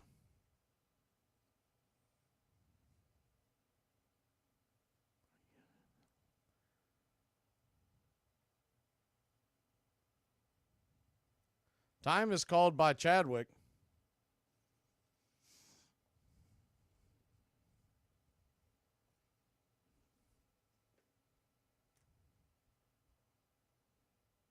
The 0-2. Hendricks comes set. Pitch on the way. Swing, and that ball's lifted into right field. It's going to get down for a base hit. That is a seeing eye single, a Texas leaguer, a blooper, whatever you want to call it. Hit them where they ain't, Chadwick. Tromp is aboard. 2 on, 2 out.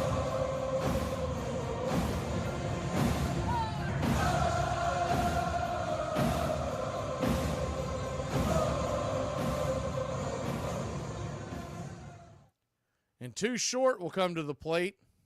He stayed in defensively after Duvall pinch hit. First pitch on the way to short is swung on and pops it up. High into center field. Suzuki fighting the sun. He makes the catch because he's got sunglasses on. We'll be back in a flash here on Braves Country. I'm poor, yeah, you are.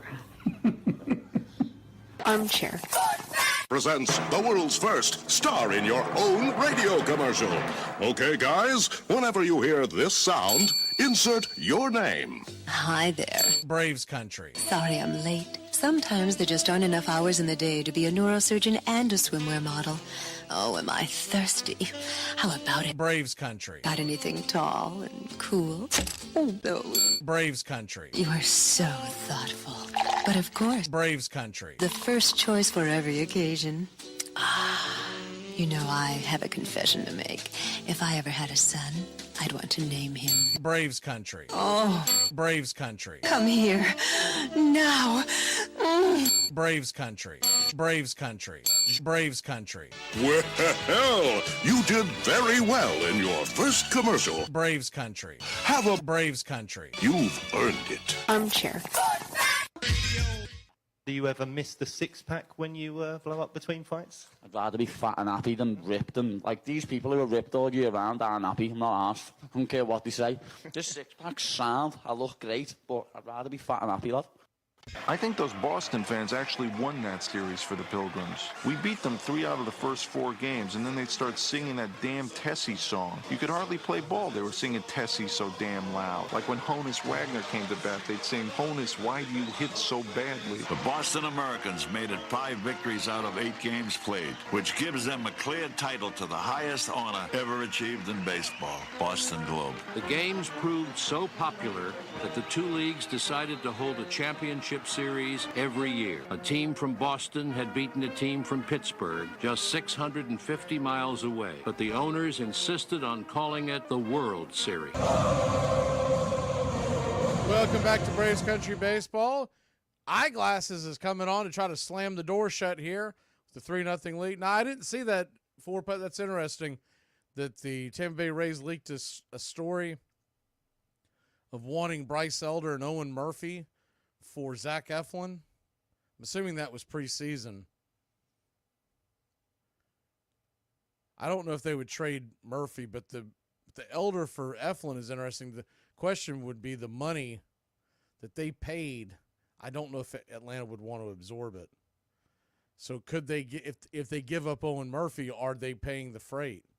First pitch on the way to Happ is fouled down the line for a strike. It's 0-1. The 0-1 right there, sinker misses, 1-1, just off the edge.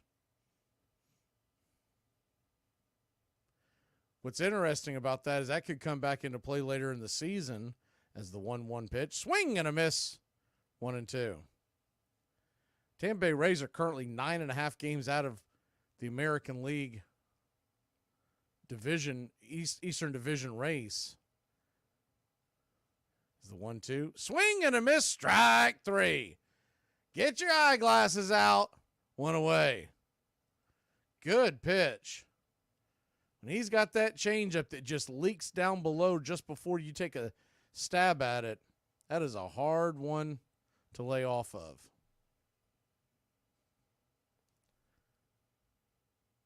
So 1 down, and the first pitch on the way is a 4-seam fastball. 96, just misses inside, 1-0. As far as the wild card is concerned for Tampa, is the 1-0, 95 up top, 1-1. You would be looking at, there's 6 back of the top wild card and 2 back of the last wild card. The 1-1, foul back out of play, 1-2. But if they keep slipping and falling back, I could see them wanting to get rid of some payroll.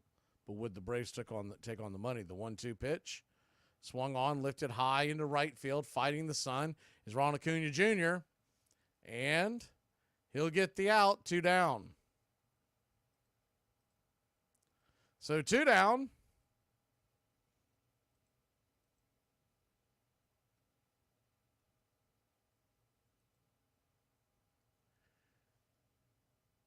Zach Eflin signed a 3-year, $40 million deal last year. As the first pitch on the way to the left-handed bat of Michael Busch is off the plate wide for a ball. It's 1-0. The 1-0, chop foul back off the plate. It's 1-1. He's due $11 million this year, $18 million next year. That's going to be the kicker. Are they going to be willing to pick up the freight? Now, remember, if Charlie Morton retires as the 1-1, swing and a miss, 1-2. That opens up some money, along with Max Fried possibly taking off. So I could see the Braves doing it. The question is, would they give up Murphy? The 1-2. Caught, looking, strike 3. He got caught watching the paint dry, and that'll end the inning. That'll end the game. And your Atlanta Braves, 3. Cubbies, nothing. 2 strikeouts.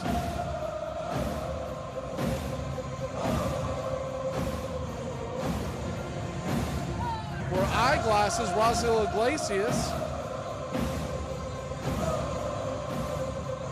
And the Braves end up coming back and winning this series, get the rubber match. We're going to go ahead and give the game ball to Jared Kelenic. Why not? He hit the solo shot. He has the game-winning RBI. Honorable mention has to be to the SSAJ, AJ Smith-Shawver. He did not qualify for the win. Dylan Lee gets the win. Iglesias the save. Lee's first win of the year. Iglesias' 12th save of the year. And Atlanta will improve to 29-18. The Cubs fall to 27-24. They'll keep pace with the Phillies, who are 6 games in front of Atlanta. But big picture, the Braves have the top spot in baseball, or in the National League, for the wild card. Right now, the Braves are 3 games in front of the Cubs for the top wild card spot. They are 4.5 in front of the Padres for the last wild card spot. And they are 5.5 in front of the San Francisco Giants, who are the first team on the outside looking in. But anyway, you shake it out, the Braves 28-18, 609 winning percentage, not too shabby. 10 games over 500. You'll take that anytime. And the only teams who have better records than them in the National League, the Dodgers, are a game and a half in front of them, and the Phillies. And as far as the big picture in Major League Baseball, the New York Yankees have a 673 winning percentage, Cleveland 660, and then Kansas City 625 and Baltimore 617. Other than that, the Braves would have the best record of anyone over in the American League as well. So they're in the top 10 in records, and considering some of the bad baseball we've seen, it's really kind of a miracle that it's as close as it is. That the Braves are still hanging around there, and their record is right around where it was last year. The difference was last year Philadelphia was not playing this great. The Dodgers didn't have this great of a record. So Braves win, you're Atlanta, Braves win. We won't do a post-game show today. We'll see you tomorrow night, 7:10 first pitch, and it'll be, well, we'll find out. We don't know who's pitching for the Braves yet. Could be Darius Vines, or they could be making another call from the minor leagues. And we'll see if they keep Shawver up. If they keep Shawver up, he'll be due to pitch again essentially very early next week, depending on how they want to play it out, either Tuesday or Wednesday, depending on how many days off they're going to get everybody. But they're going to allow everybody to get an extra day of rest because of the 2 guys that pitched on Monday, Sale and Lopez. Lopez is set to pitch Saturday. Sale is set to pitch Sunday. So there you have that. And we will see you tomorrow, 7:10 first pitch. We'll come on for the pregame show here on Braves Country Radio at about 6:40. Braves win it 3-0. It wasn't the prettiest game, but the SSAJ got her done. Y'all have a great night, Braves Country.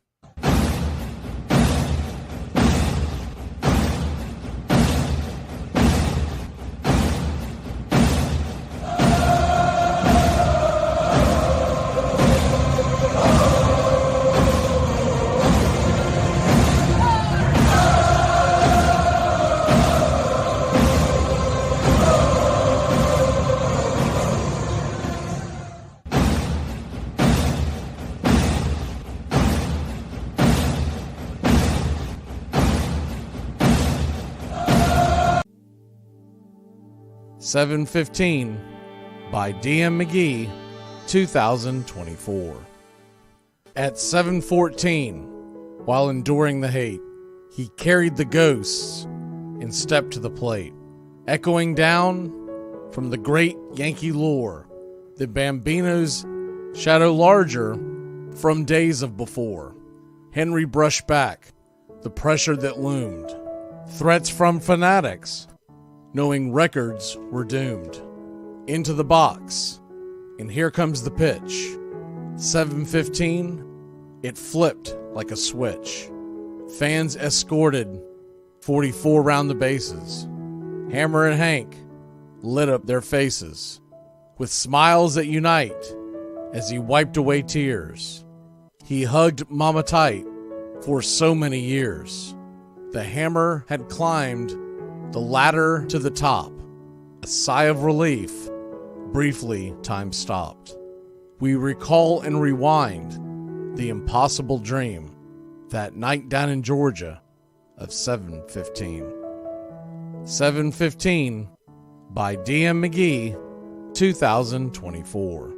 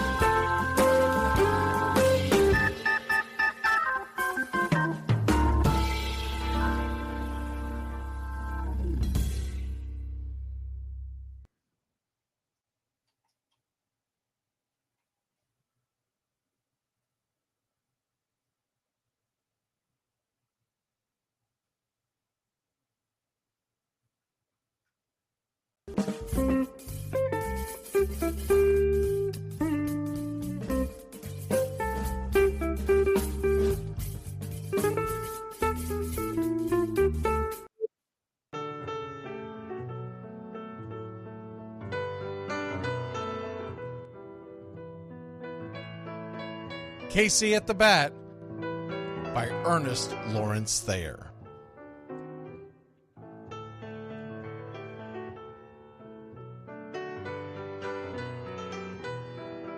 The outlook wasn't brilliant for the Mudville Nine that day.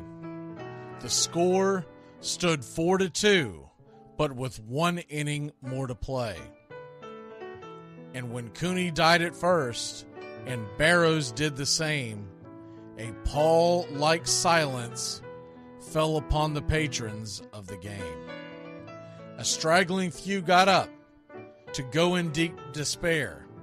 The rest clung to the hope which springs eternal in the human breast. They thought, if only Casey could but get a whack at that, we'd put up even money now with Casey at the bat. But Flynn preceded Casey, as did Jimmy Blake, and the former was a hoodoo, while the latter was a cake. So upon that stricken multitude grim, melancholy sat, for there seemed but little chance of Casey getting to the bat. But Flynn let drive a single, to the wonderment of all, and Blake, the much despised, tore the cover off the ball. And when the dust had lifted, and men saw what had occurred, there was Jimmy safe at second, and Flynn a hugging third. Then from 5,000 throats and more rose a lusty yell. It rumbled through the valley, it rattled in the dell. It pounded on the mountain and recoiled upon the flat, for Casey, mighty Casey, was advancing to the bat. There was ease in Casey's manner as he stepped into his place. There was pride in Casey's bearing, and a smile lit Casey's face. And when responding to the cheers, he lightly doffed his hat. No stranger in the crowd could doubt 'twas Casey at the bat. 10,000 eyes were on him as he rubbed his hands with dirt. 5,000 tongues applauded when he wiped them on his shirt. Then while the writhing pitcher ground the ball into his hip, defiance flashed in Casey's eye, a sneer cooled Casey's lip. And now the leather-covered sphere came hurtling through the air, and Casey stood a-watching it in a haughty grandeur there. Closed by the sturdy batsman, the ball unheeded sped. That ain't my style, said Casey. Strike one, the umpire said. From the benches black with people, there went up a muffled roar, like the beating of a storm waves on a stern and distant shore. Kill him! Kill the umpire! Shouted someone on the stand, and it's likely they'd have killed him had not Casey raised his hand. With a smile of Christian charity, great Casey's visage shone. He stilled the rising tumult, he bade the game go on. He signaled to the pitcher, and once more the dun sphere flew. But Casey ignored it, and the umpire said, "Strike two!" "Fraud!" cried the maddened thousands, and echoed answered, "Fraud!" But one scornful look from Casey, and the audience was awed. They saw his face grow stern and cold. They saw his muscles strain. And they knew that Casey wouldn't let that ball go by again. The sneer is from Casey's lip. His teeth are clenched in hate. He pounds with cruel violence his bat upon the plate. And now the pitcher holds the ball, and now he lets it go, and now the air is shattered by the force of Casey's blow. Oh, somewhere in the favored land, the sun is shining bright. The band is playing somewhere, and somewhere hearts are light. And somewhere men are laughing, and somewhere children shout. But there is no joy in Mudville mighty Casey had struck out. Casey at the Bat, Ernest Lawrence Thayer, published June 3rd, 1888. San Francisco Examiner.